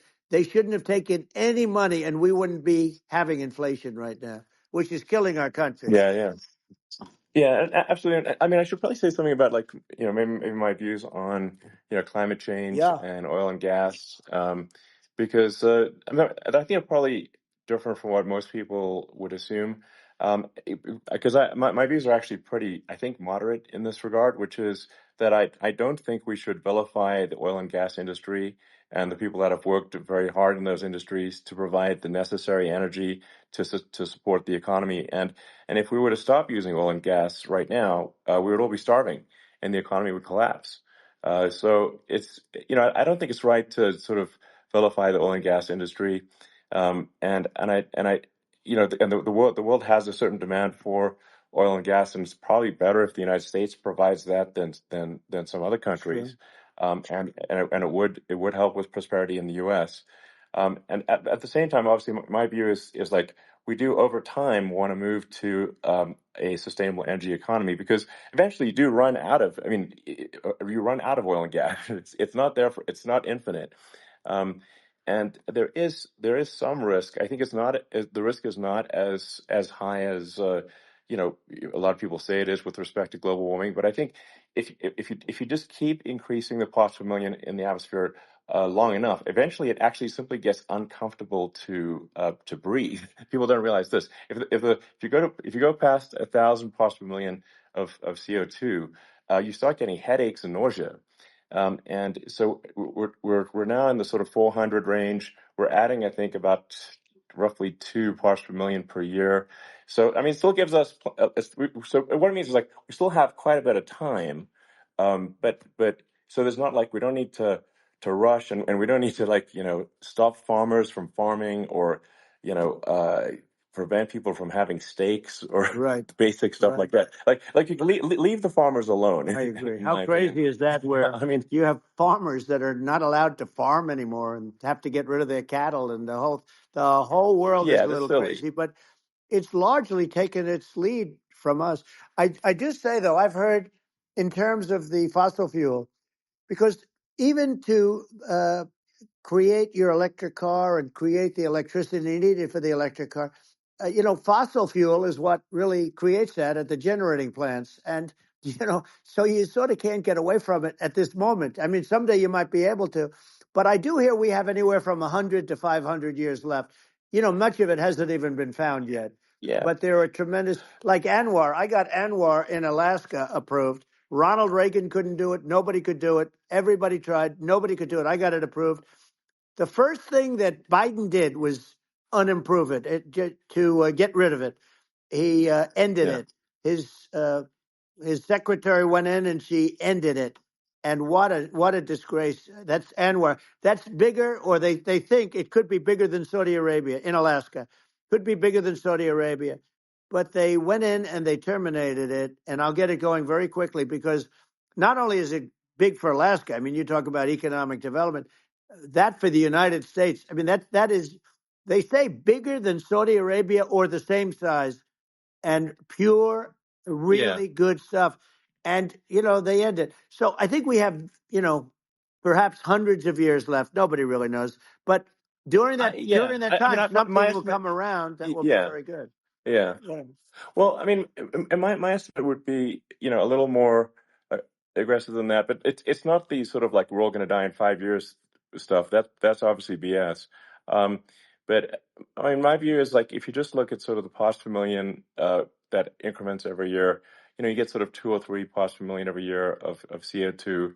Uh, I mean, I think some of that it's problematic if it accelerates if you start going from two or Right. three to say five, and then there may be some situations where you get just a step change increase in the CO2, Hmm. um, and I think we don't want to get too close to 1,000 ppm because like that's actually makes it uncomfortable to breathe. Like just existing in 1,000 ppm CO2 is uncomfortable. That's like that's considered like an industrial hazard. Right. Just so it's. that's actually, you start getting headaches and stuff. So it's even without global warming, it's not comfortable to look at. So you don't want to get too close to that. But I mean, I think I think we want to just move over, like, and if I don't know, 50 to 100 years from now, we're I don't know, mostly sustainable. I think that'll probably be okay.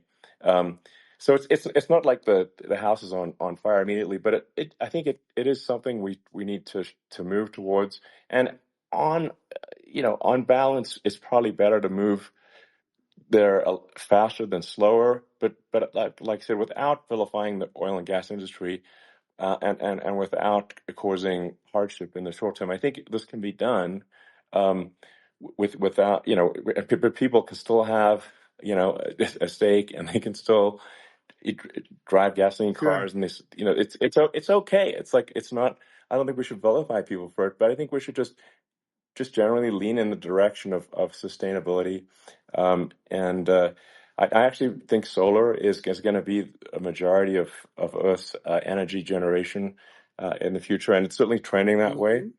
Hmm. And so you get the solar power, combine that with batteries, so because obviously the sun doesn't shine at night, and then you use that to charge the electric cars, and you have a long-term sustainable solution.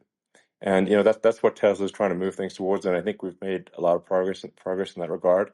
But when you look at our cars, we don't believe that environmentalism, that caring about the environment should mean that you have to suffer. So we make sure that our cars are beautiful, that they drive well, that they're fast, they're sexy. I mean, they're cool. In fact, literally, I mean, the sexy joke, Model S, Model 3, Model X, and Y spells out sexy. It's probably the most expensive joke out there.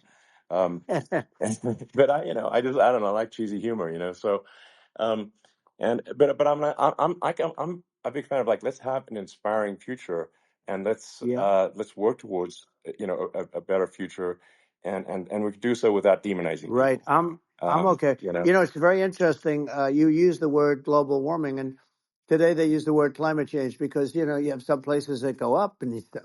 So they were getting themselves in a little trouble with the word global warming because not every place is warming. Some places are going the opposite direction. But I'm sort of waiting for you to come up with solar panels on the roofs of your cars and on the trunks of the cars, and it just seems like something that at some point you will come up with. I'm sure you'll be the first, but it would seem that a solar panel on the roof, on flat surfaces, on certain surfaces might be good, Yeah, at least in certain areas of the country where you have the world sure. where you have the sun. But I would think, and I have no idea because that's not my world, but I would think that this would be something that would be interesting. But the one thing that I don't understand is that people talk about global warming or they talk about climate change, but they never talk about nuclear warming.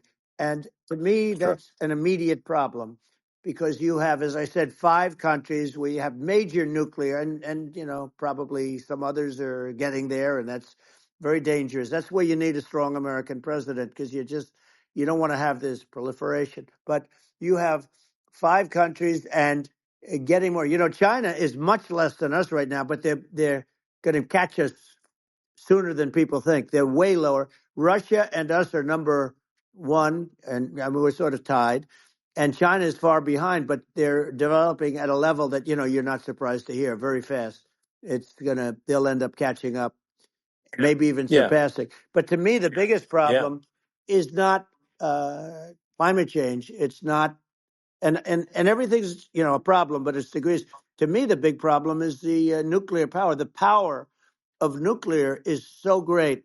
And when I talk yeah. about I'll Nuclear power prevent is world, underrated. yeah, It's I'll awesome. prevent World War Yeah, III, I will. But the truth is that you have to because this is no longer army tanks going back and forth and shooting at each other. This is yeah. a level of destruction and power that nobody's ever seen before. Yeah, and actually, there's the bad side of nuclear, which is a nuclear war, very bad side. But there's also, I think, nuclear electricity generation is Absolutely, you're underrated, right.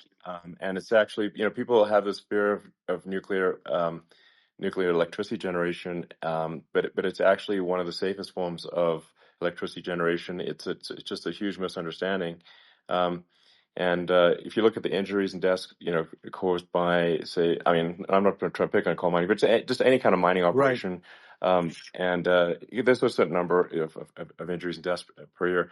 And you compare that to nuclear. Nuclear is actually way better. So it's underrated as an electricity source, and I think it's something that's worth reconsidering. But there's so much regulation that people can't get it done. So that Maybe they'll have sort to of change the have it. name. The name is just, it's a rough name. There are some areas Yeah, it's a rough like when name. you see what happened in Good bad right. branding. The We'll have to branding's rough. rebrand it. We'll have to give it a good name. We'll name it after you or something. No, it has the, hey, it has a branding problem. When you see what happened It does have a branding problem. when you see what happened in Japan, where they say you won't be able to go on the land for about 3,000 years. Did you ever see that? And in Russia, where they had the problem, where there's a lot of bad things happened, and they have a problem. And they say that in 2,000 years, people will start to occupy the land again. You realize it's pretty bad. No, that's not true. But you're Well, right no, about it. It's amazing. it's actually not that bad. So like after Fukushima happened in Japan, like people were asking me in California, are we worried about like a nuclear cloud coming from Japan? I'm like, no, that's crazy. It's actually it's not even dangerous in Fukushima. I actually flew there and ate locally grown vegetables on TV to prove it. Um, and I donated a solar water treatment, a solar powered system for a water treatment plant. And Yeah, but you haven't because the been danger feeling is so just well lately, and I'm worried about it. no, but I mean I'm it's just only kidding. it's fine.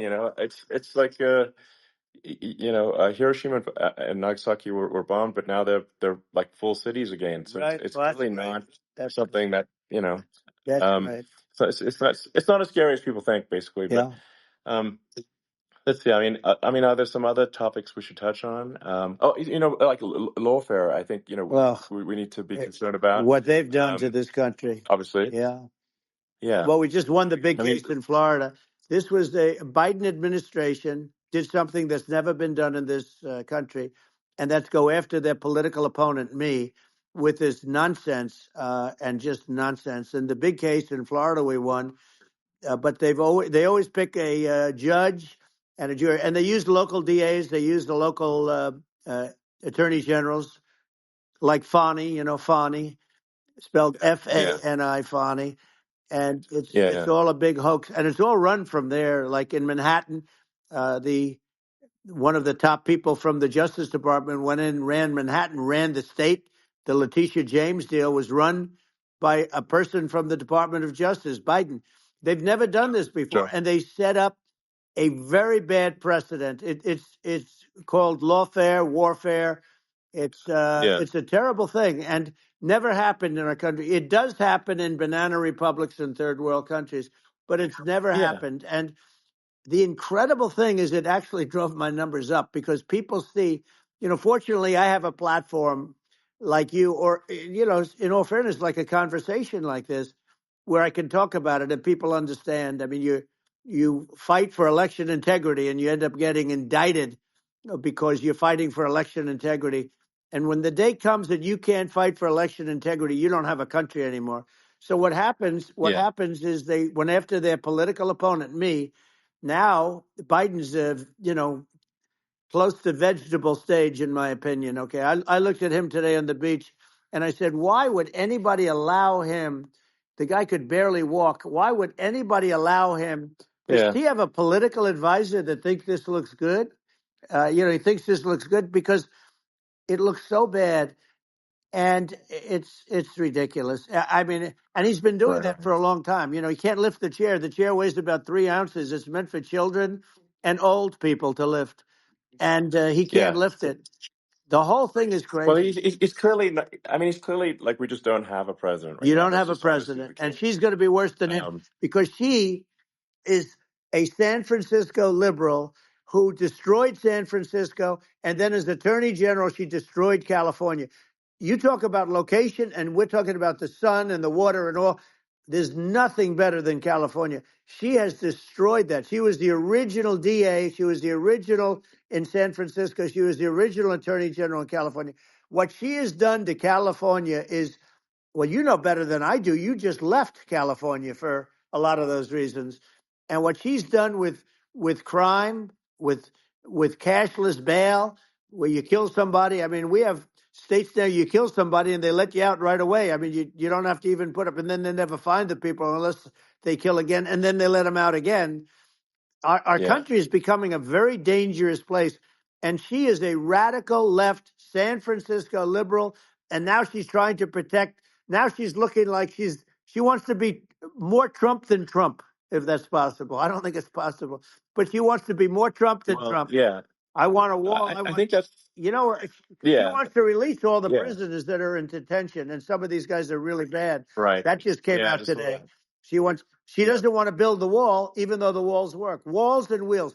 You know, in your business, everything you do is obsolete. Almost, well, not the tunnels, but everything is obsolete. Even your rocket ships, they're like a month later, they're obsolete. You find a better way to. The only thing that's not obsolete is a wall and a wheel.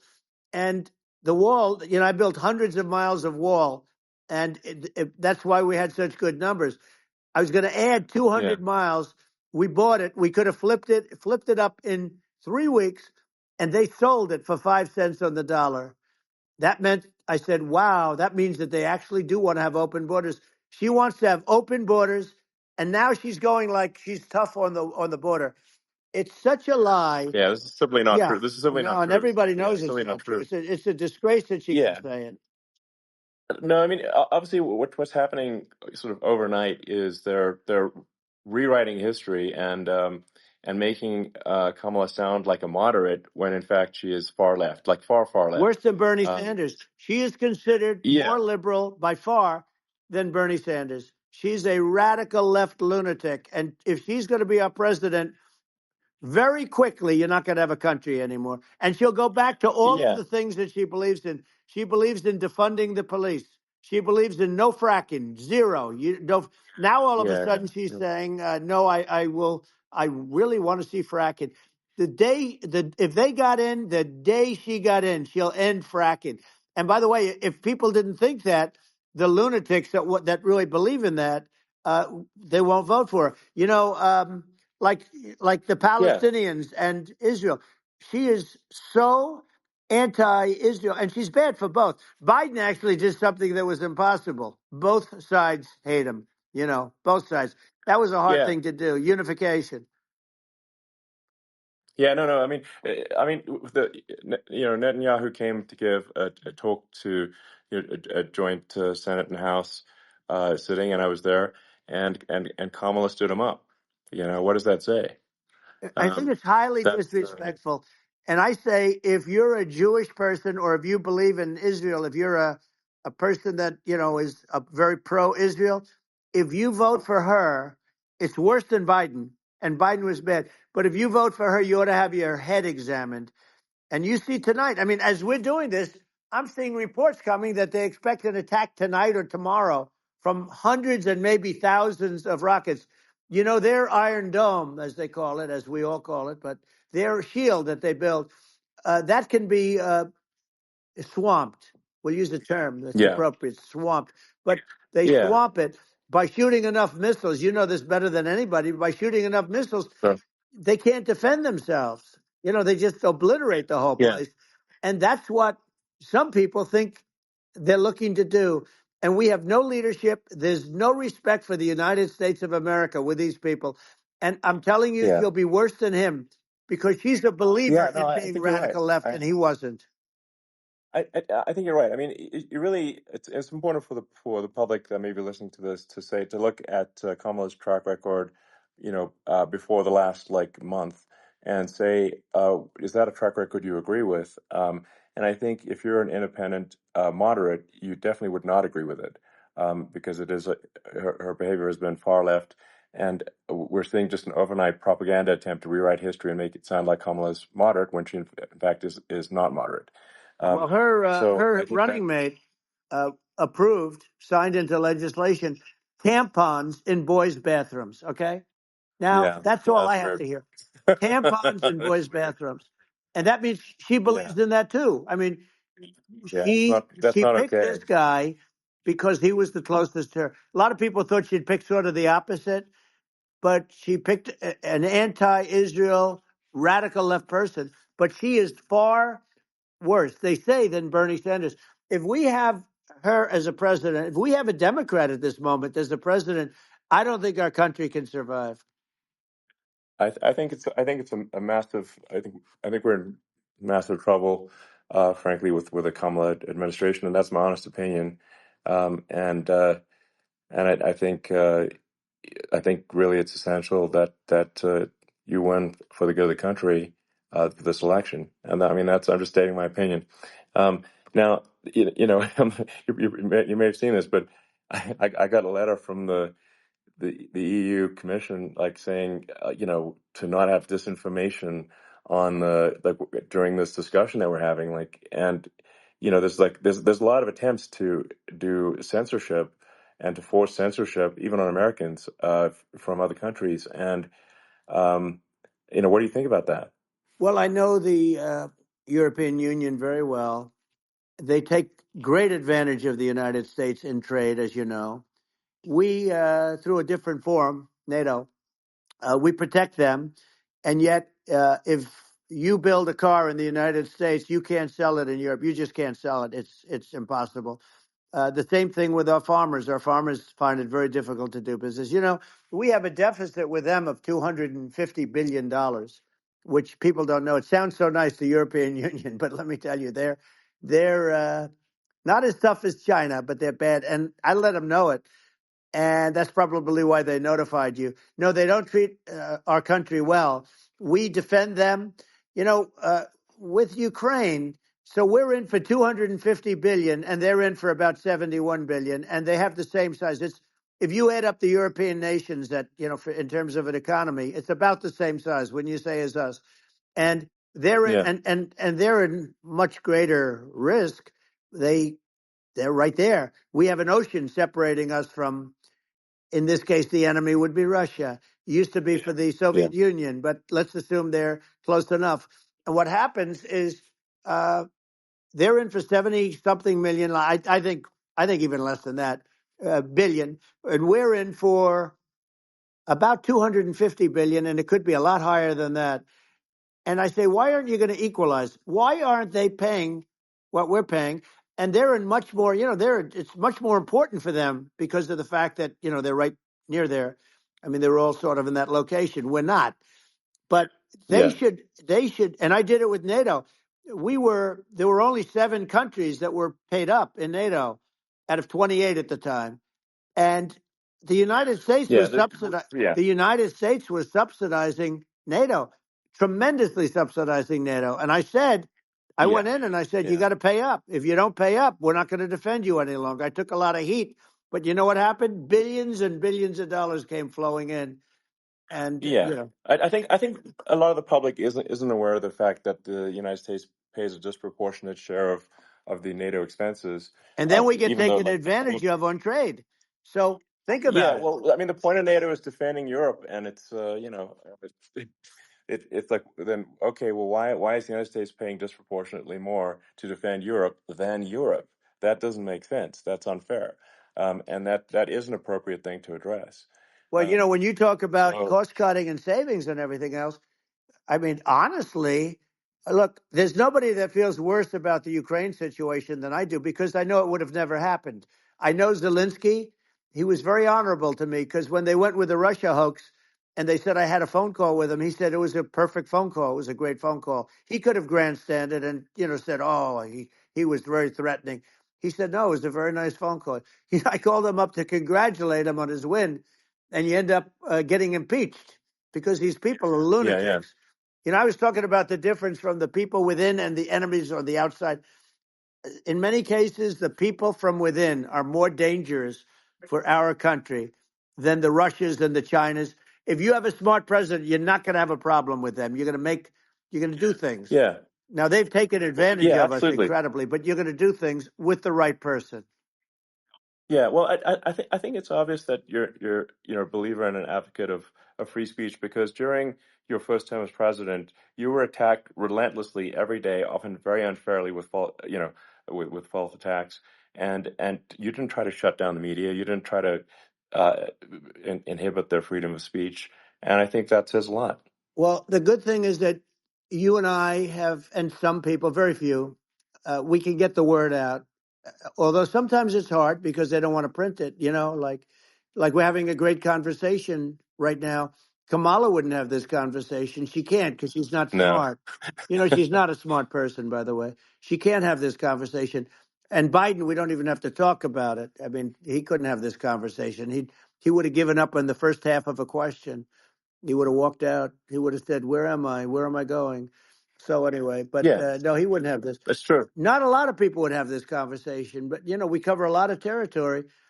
But the beauty is that you know, we can have a conversation, and Yes, you can I'm actually able have a to get it out conversation. without because I I get think treated unfairly this is by. a really big point. You can actually have a conversation with you, Yeah, it's nice, isn't and you can't have a conversation with Biden or Kamala. It's like not. It's not possible. it? Um, so it's like talking to an NPC. No. So it's just Well, impossible. but think of it. We need a man or person who's unbelievably sharp in order to stop all the nuclear danger and all the dangers that I'm talking about. And I got along with all these. You know, I got along with Kim Jong Un. We had dinner, we had everything, and he really liked me, and I got along with him really well. By the way, he's the absolute boss over there. You know, a lot of people said, "Oh, do you think he really?" That's for Let me sure. tell you, I saw things that you don't want to know about. He is the boss, but you know, we had a good relationship and he doesn't like Biden. He considers him a stupid man. He said he's a stupid man. Well, at least he speaks his mind. But you know, in this country, you're not sort of allowed to say it. But I guess you are. You should be allowed to say it if Yeah, it's true. But we need smart people, and we need people that have an ability to lead.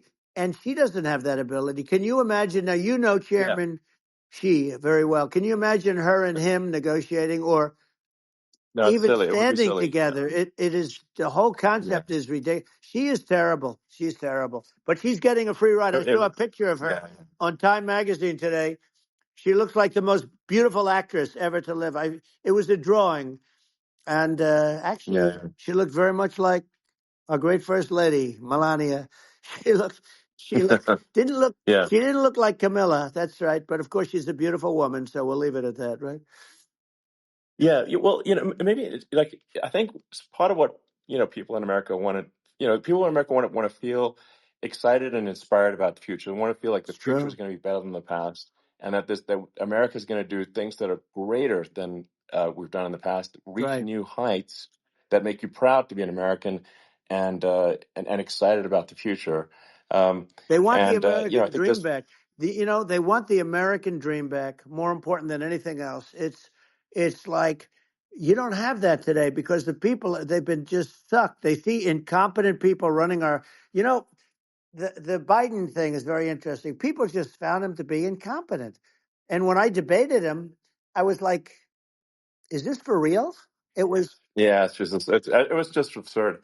But I think there are like some grand projects that we could do. I mean, I think like we could build a base on the moon. We could send American astronauts to Mars. We right. could build high speed Yep. connections that are more advanced than anything else in the world between our cities, so people have fast transport.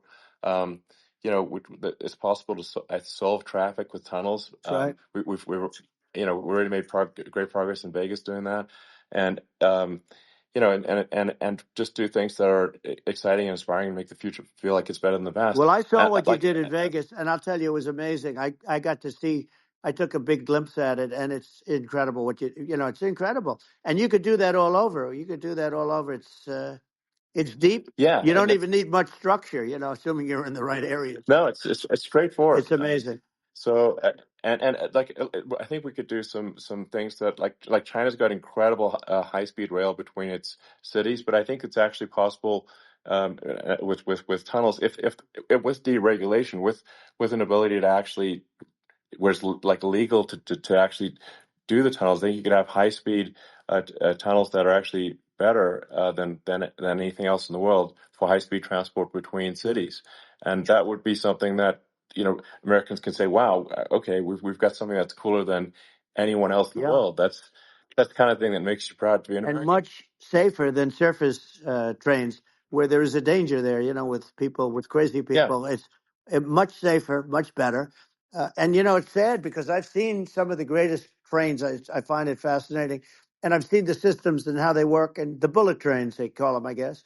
And yeah, they go unbelievably fast, unbelievably comfortable. with no problems. And we don't have anything like that in this country, not even close. And Yeah. it doesn't make sense that we don't.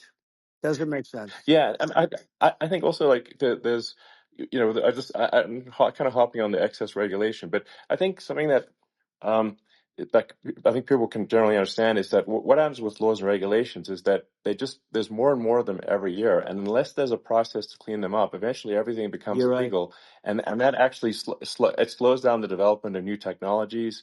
I mean, if you take the sort of like I think there's room for some reform at the FDA for Yeah. improving the speed with which we approve drugs that could help save lives and improve people's Yeah. lives.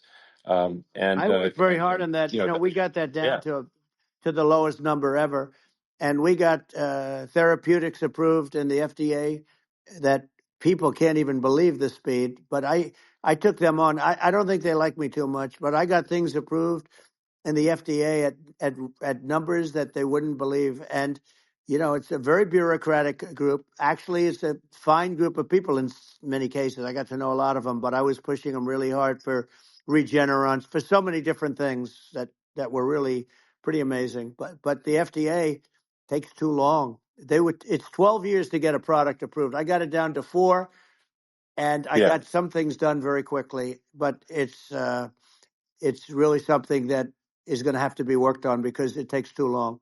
Just takes too long. yeah. It just takes too long, and it's you end up in the same with the approval, but it's just it takes years instead of something that I think could potentially take Yeah, months. That improves people's lives. I yeah, think but I just wanted to hop on this point that like there has to be an active process for reducing rules and regulations, because otherwise they just keep building up every year, and yep, you get like hardening of the arteries, and eventually everything's illegal or takes forever, and then we just we just ossify as a society. Uh, we can't make any yeah. progress, and that's it's a really big Well, deal. Elon, just So getting back to the FDA for 1 second, I got something done called Right to Try. This is where you can go in and if you're terminally ill, you can use a space age, medicine or whatever it may be. We have the best doctors, the best labs in the world. We really do. And but people would go to other countries because you couldn't use the product, even if they thought it worked, because it's going through the FDA. I got it approved yeah, where you can yeah, you basically you look, nobody wanted, the doctors didn't want it because of the liability, the country didn't want it, our country, because they didn't want to get sued. These are people terminally ill. The insurance companies didn't want it, and the pharmaceutical companies, nobody wanted it. I got everybody into a room, and we came up with an agreement that you won't get sued. And also, they didn't want it on their record. If somebody's terminally ill and they die after taking a drug, they didn't want that on their record. So we set a separate list. If somebody was, so it wouldn't count as a negative. yeah, Okay. And as you know, we got it yeah, done. We have saved Right to Try. They've been trying to get this done for 58 yeah, years. And it sounds simple, but it wasn't because, the insurance companies, nobody wanted it, but we got it done. sure, Somebody you signed a document that you're not going to sue the insurance companies, the country, you're not going to sue anybody. And we got it done. And we're saving tens of thousands of lives. Right to Try. Hopefully you never need it. But if you yeah, do, you don't have to travel to Asia. People, right, if they had money, they go to yeah, Asia, they go sure, to Europe.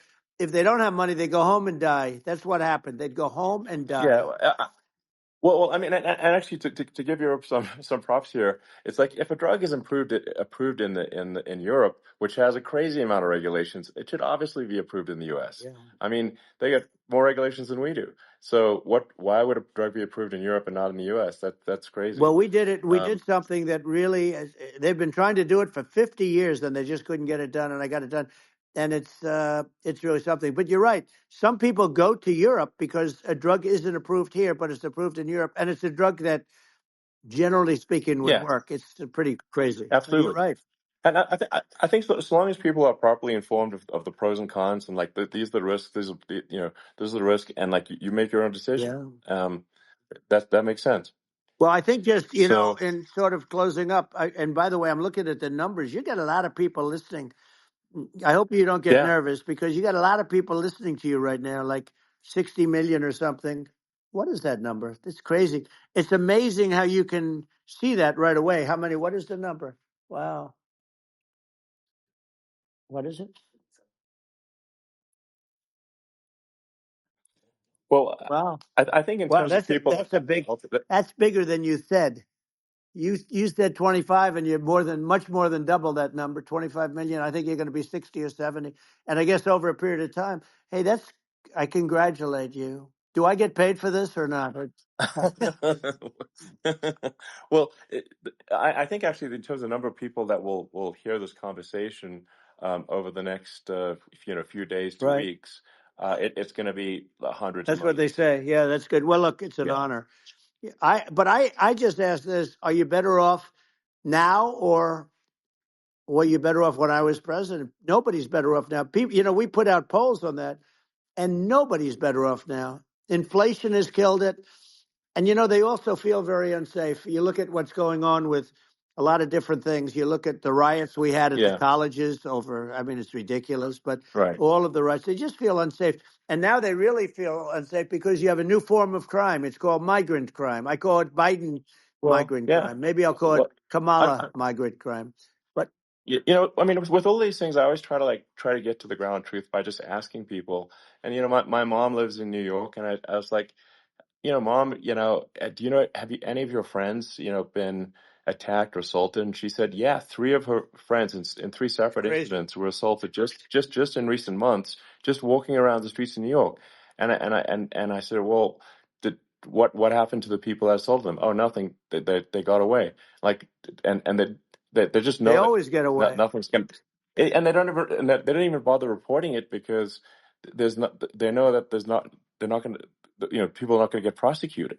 They just let violent criminals out in New York The only one with that gets zero bail. prosecuted is Donald Trump. They don't get, they prosecute Trump. Yeah, I mean it's just obviously messed Oh, up it's terrible. if violent criminals are being getting off scot Yeah. free, and meanwhile the New York spending massive resources prosecuting you, and it's like what's this and I think the sort of sensible public looks at this and says what the heck's going on here? This is obviously abuse of the legal system. Um, the legal system is supposed to be protecting the That's right. public from violent criminals. And it should be obviously allowing the public to make their own decision about who should be president, as opposed to some legal case. Once they start this precedent, because this can go on with the next one. I mean, this is a very bad precedent what they're doing in terms of going after their political opponent, and that's all it is. It's going after their political opponent, Yeah, and then you get a judge who's a strong Democrat, and I'm being nice when I say that. In many cases, crooked as hell, but you get a judge and you go into an area where a Republican gets 3 or 4% of the vote, and you'll have a jury pool yeah, with people that hate Republicans or hate. It could sure, also be the other way of though, course, because it could start the other way in areas where they hate exactly. Democrats, and you get into a Yep, Pandora's box. It's a very dangerous thing for this country, and a very dangerous thing even for the state. New York City is yep, losing. New York absolutely. City and state lose a lot of business over what they did to me, because these people say we don't want that to happen to us. That's no justice system. You have an unfair system Yeah, of justice, and it's costing New York State a tremendous amount of money. People are leaving and companies are leaving, and they won't come back. So all of that stuff is important, but the economy now is the big thing, and we can turn that economy up so fast, and people are going to be back again. We're going to get rid of yeah. I think there's inflation. I think there's a lot of Right. opportunity. Absolutely. Absolutely. So And I just I want think to I I want think to congratulate you. You've done an amazing job. You have definitely got a fertile mind. We can talk. You and I can talk about well, rockets see, and, it's kind of you to say thank you. well, tunnels. We can talk about tunnels and rockets and electric cars. So many things.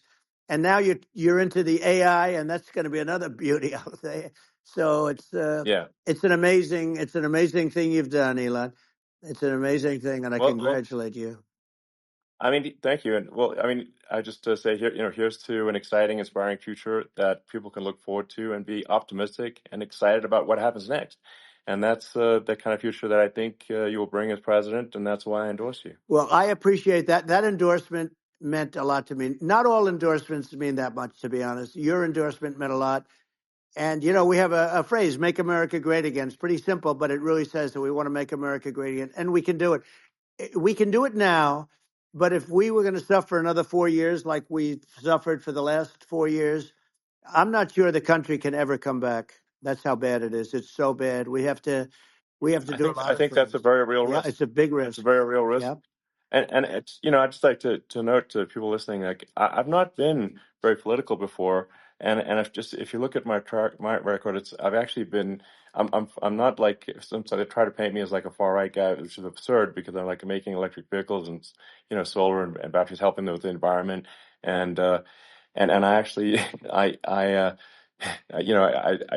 supported Obama. I stood in line for 6 hours to shake Obama's hand when he was running for president, and so it's not like I'm like some sort of dyed in the wool long term Republican. I call myself, uh, historically a moderate Democrat, but now I feel like we're really at a critical juncture for the country, and uh, I think a lot of people thought the Biden administration would be a moderate administration, but it's not, and obviously we're just going to see an even further left uh, administration with Kamala. That's my honest opinion. I mean, her dad is literally. I mean, she was brought up as an actual. Her dad is a Marxist economist. You can Google it. I mean, it's not a. We're not making this up. That's how she was brought up. So, and we want to have a future that is prosperous. And I think we're just at this critical juncture, and I think this is a case of the America is going to at a fork in the road, it's true. and I think it will take if the path, like you are the path to prosperity, and I think Kamala is the opposite. Then that's my honest opinion. I'm gonna get attacked like crazy, and I've also experienced quite a bit of lawfare myself. And but I'm just trying to tell people my honest opinion, and I haven't been really active in politics before, and I'm just trying to point out that my track record historically has been moderate, if not moderate, slightly left, and so this is to people out there who are in the moderate camp to say I think you should support um, Donald Trump for president. And I think it's actually a very important junction in the road, and we're in deep trouble if it goes the other way. Well, I want to thank you, and I actually always did think of you as somewhat left. I must say that. So it's Yeah. even more of an Well, honor to yeah. have your endorsement. I know how strong you feel about it. But when you think of her, San Francisco, 15 years ago, I had a great friend, Bob Tish. He said it's the greatest city in America, and now it's almost not livable there. And California likewise. And she was involved in the destruction of San Francisco and the destruction of California, and she will be involved in the destruction of our country if people are so unwise as to elect her. And I hope that doesn't happen, and I hope the elections are going to be run honestly, and we're going to turn this country around. We're going to do things and we can do it fairly quickly. And we have to get rid of the criminals that have been, given to us by other countries as they laugh. They laugh at Yeah. us. They think we're stupid to accept these people. These are radical, stone cold killers in many cases and terrorists. And they're in our country by the hundreds of thousands. Yeah. And we have to take Yeah. them out. Yeah. I mean, if I could summarize it, perhaps, I think these are issues that I think most people in America would agree with, which is that we want safe and clean cities, we want secure borders, we want sensible government spending, we want to restore both the perception and reality of respect in the judicial system, stop the lawfare. And I think that's like, and how are those even right wing positions? I think those are that's just common sense, and that's I mean, would you agree with that? 100%. I don't understand, the whole, they call it progressive. They don't like the word liberal anymore, but call it liberal or progressive. I don't understand how somebody could say that it's okay for them to empty prisons into our country. And again, I told you their crime rates all over the world are going way down, which makes sense. In fact, the next time what we'll do is if something happens with this election, which would be a horror show, we'll meet the next time in Venezuela because it'll be a far safer place to meet than our country. Okay. So you and I will go and we'll have a meeting and dinner in Venezuela because that's what's happening. Their crime rate's coming down and our crime rate's going through the roof. And it's so simple. And you haven't seen anything yet. because these people have come into our country and they're just getting acclimated, and they don't know about being politically correct law enforcement or lack of law enforcement. And our police, I have to just end with this. We have great police. We have great law enforcement, but they're not allowed to do their job. They have to be able to do their Yeah. job without being destroyed. Well, absolutely, and it's obviously demoralizing if you're a police officer risking your life to to arrest violent criminals who could kill you and do kill you sometimes, and then you arrest the violent criminal, and then the DA doesn't prosecute and that's let the guy out. Right. Well, then, like, why should a police officer risk their life uh, to arrest a violent felon Well, even worse, if there's Elon, nothing's going to happen? even worse, they prosecute the police officer. They go after it and they prosecute the police officer, and they take away his pension. They take away his Yeah. job. He loses his family. He loses his house. Well, I thought it was very telling, like incredibly telling, that when there was that case where sort of a gang of thugs beat up police officers. I think it was in Times Yep. Square in New York, and and then nothing happened to those guys. They were let out, zero bail, and I think a bunch of them were given free tickets to California. Well, what is I mean, that is a gross indignity against the United States, and that's how, I mean, this is insane. Like, have we lost all pride? What that how can such a thing be allowed to occur? I've never seen anything. You know? We see where they get shot. It's a very dangerous profession, but it's something they're very proud of, and they want to be able to do their job. But I've seen them get shot. I've seen a lot of things, but I've never seen where these guys are standing in the middle of a big street, everybody watching them, and they're literally boxing, like punching, stand up fighting a police officer. There were two of them, and you Yeah, had about 60 yeah, of yeah. these guys, and they're punching the hell out of them. And in their own country, they would be dead if they did that. They'd be shot. They Yes, would be shot instantly. And, they come from these countries, and it's taking them a while to realize that we don't do that in this country. But in their own yeah, country, if they stood on a street and had a fight with a police officer, they would be shot. There's no political correctness. And yeah. It's it's just such a sad thing to see. And that's the reason you have yeah, crime, by the way, yeah, because we don't do anything about yeah. it.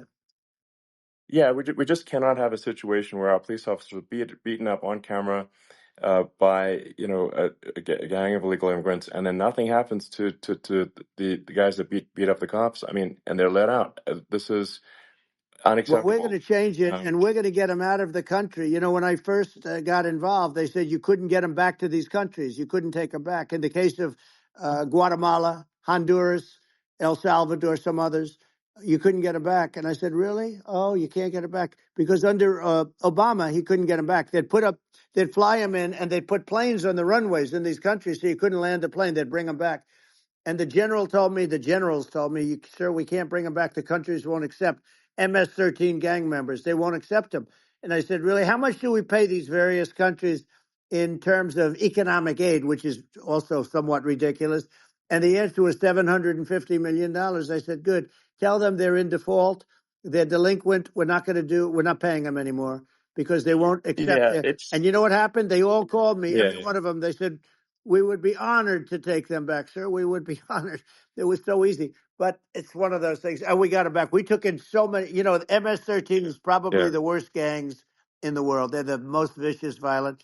We took them out of here by the thousands and got them out of here. And their countries took them back.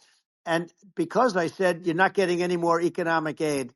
And once I said that, they were nice. They wouldn't take them back for yeah, Obama. yeah. They wouldn't take them back for anybody. And now we have a problem because we have this guy, and they don't take him back anymore with Biden because they don't respect him. Yeah, yeah. It's just gotta be done. We just can't have uh whether they're citizens or not citizens.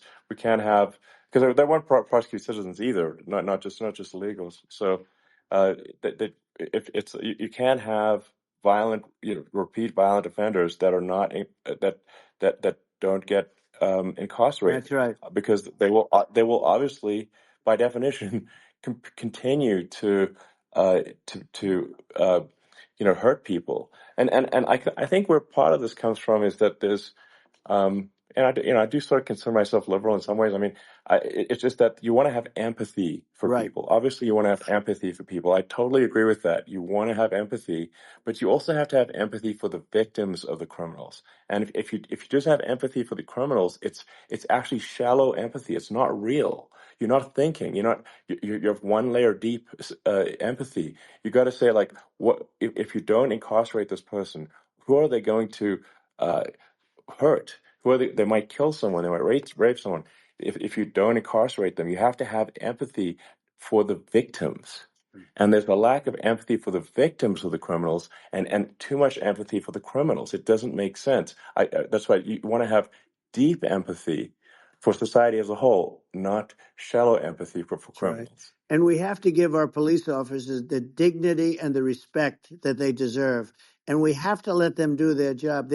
They can do a great job, but we have to let them do their job. And if we don't do that, it's going to all disappear. There's never been a society like this where you're allowed to do anything you want and nothing happens. And I'm talking about violent crime. And it's going to get more violent because these are really, really violent people, and we're going to get them out of our country, and we're going to get them back to because they were sent here by the presidents and by the various people that run those countries. And I know every one of those guys, and they're smart people, and they're streetwise people. And they really think that the USA is stupid. They think we're run by stupid people, and they happen to be right. But when I was there, we had no problem. We got them out. We took out thousands of MS-13 gang members. We brought them back. And now, again, it's the same old story. We don't do it. And they actually gave them a big increase in aid. They raised it up to billions of dollars, and they get nothing for it. So it's. I hope everybody's going to vote for Trump, and we're going to get this country straight. And Yeah. I didn't need this. I, I'm like you. I didn't need this. I had a very nice yeah. life. I didn't need to go Yeah. through Yeah. court systems and go through all the other stuff and run at the Sure. same time. I have to run. I have to go through fake trials with, in some cases, corrupt judges, totally corrupt judges. I didn't need it. I had a nice life.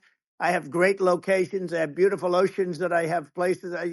This was, but I felt it was important. And if I had to do it over again, you probably think I'm crazy for doing it, actually. But if I had to do it over again, I would have done it over again, because this is so much more important than me or my life. We're going to save this country. This country is going down. And these people are bad people that we're running against, and they're liars. They make statements. They do things that are so bad. They say they're going to make a strong border. They say they've been great on the border, and they've been the worst in history. They say they're Yeah, going to it's stop terrible. crime, The and facts speak for themselves. The it's so facts incredible. speak for themselves. Like it's gotten to the point where people just don't even bother reporting crime in a lot of That's cities right. because they know nothing is going to happen. Um, that's what I hear anecdotally from people all the time.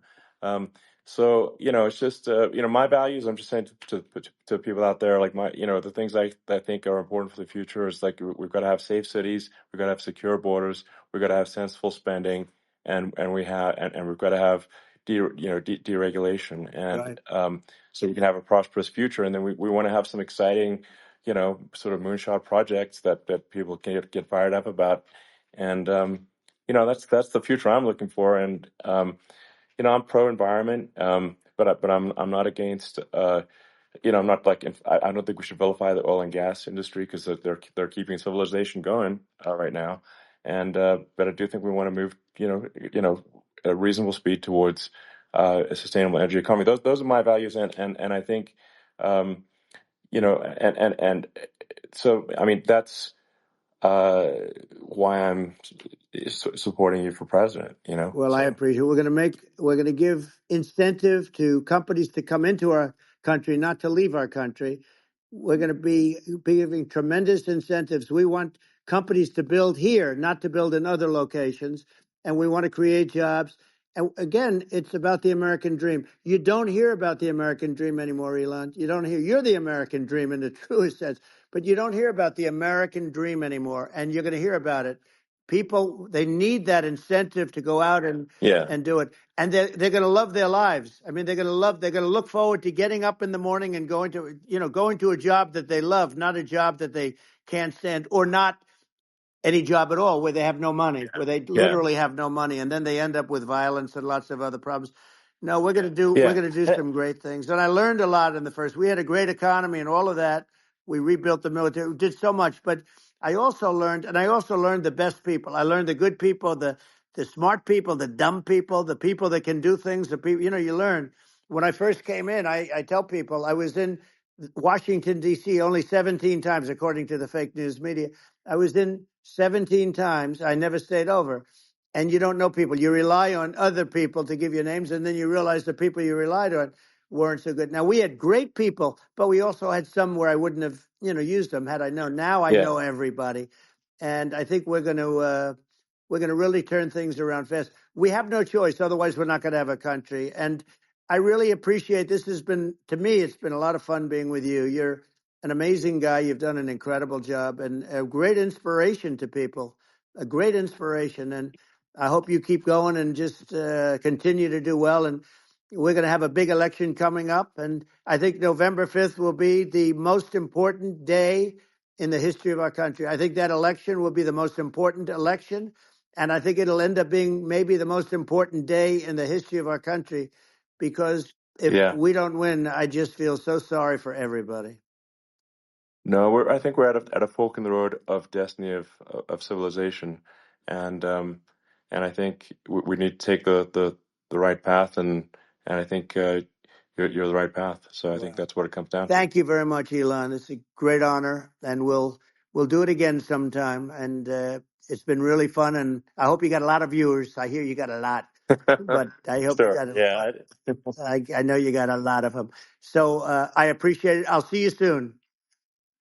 All right. Sounds good. Thank you. Thank you, Elon. Thank you very much. Bye.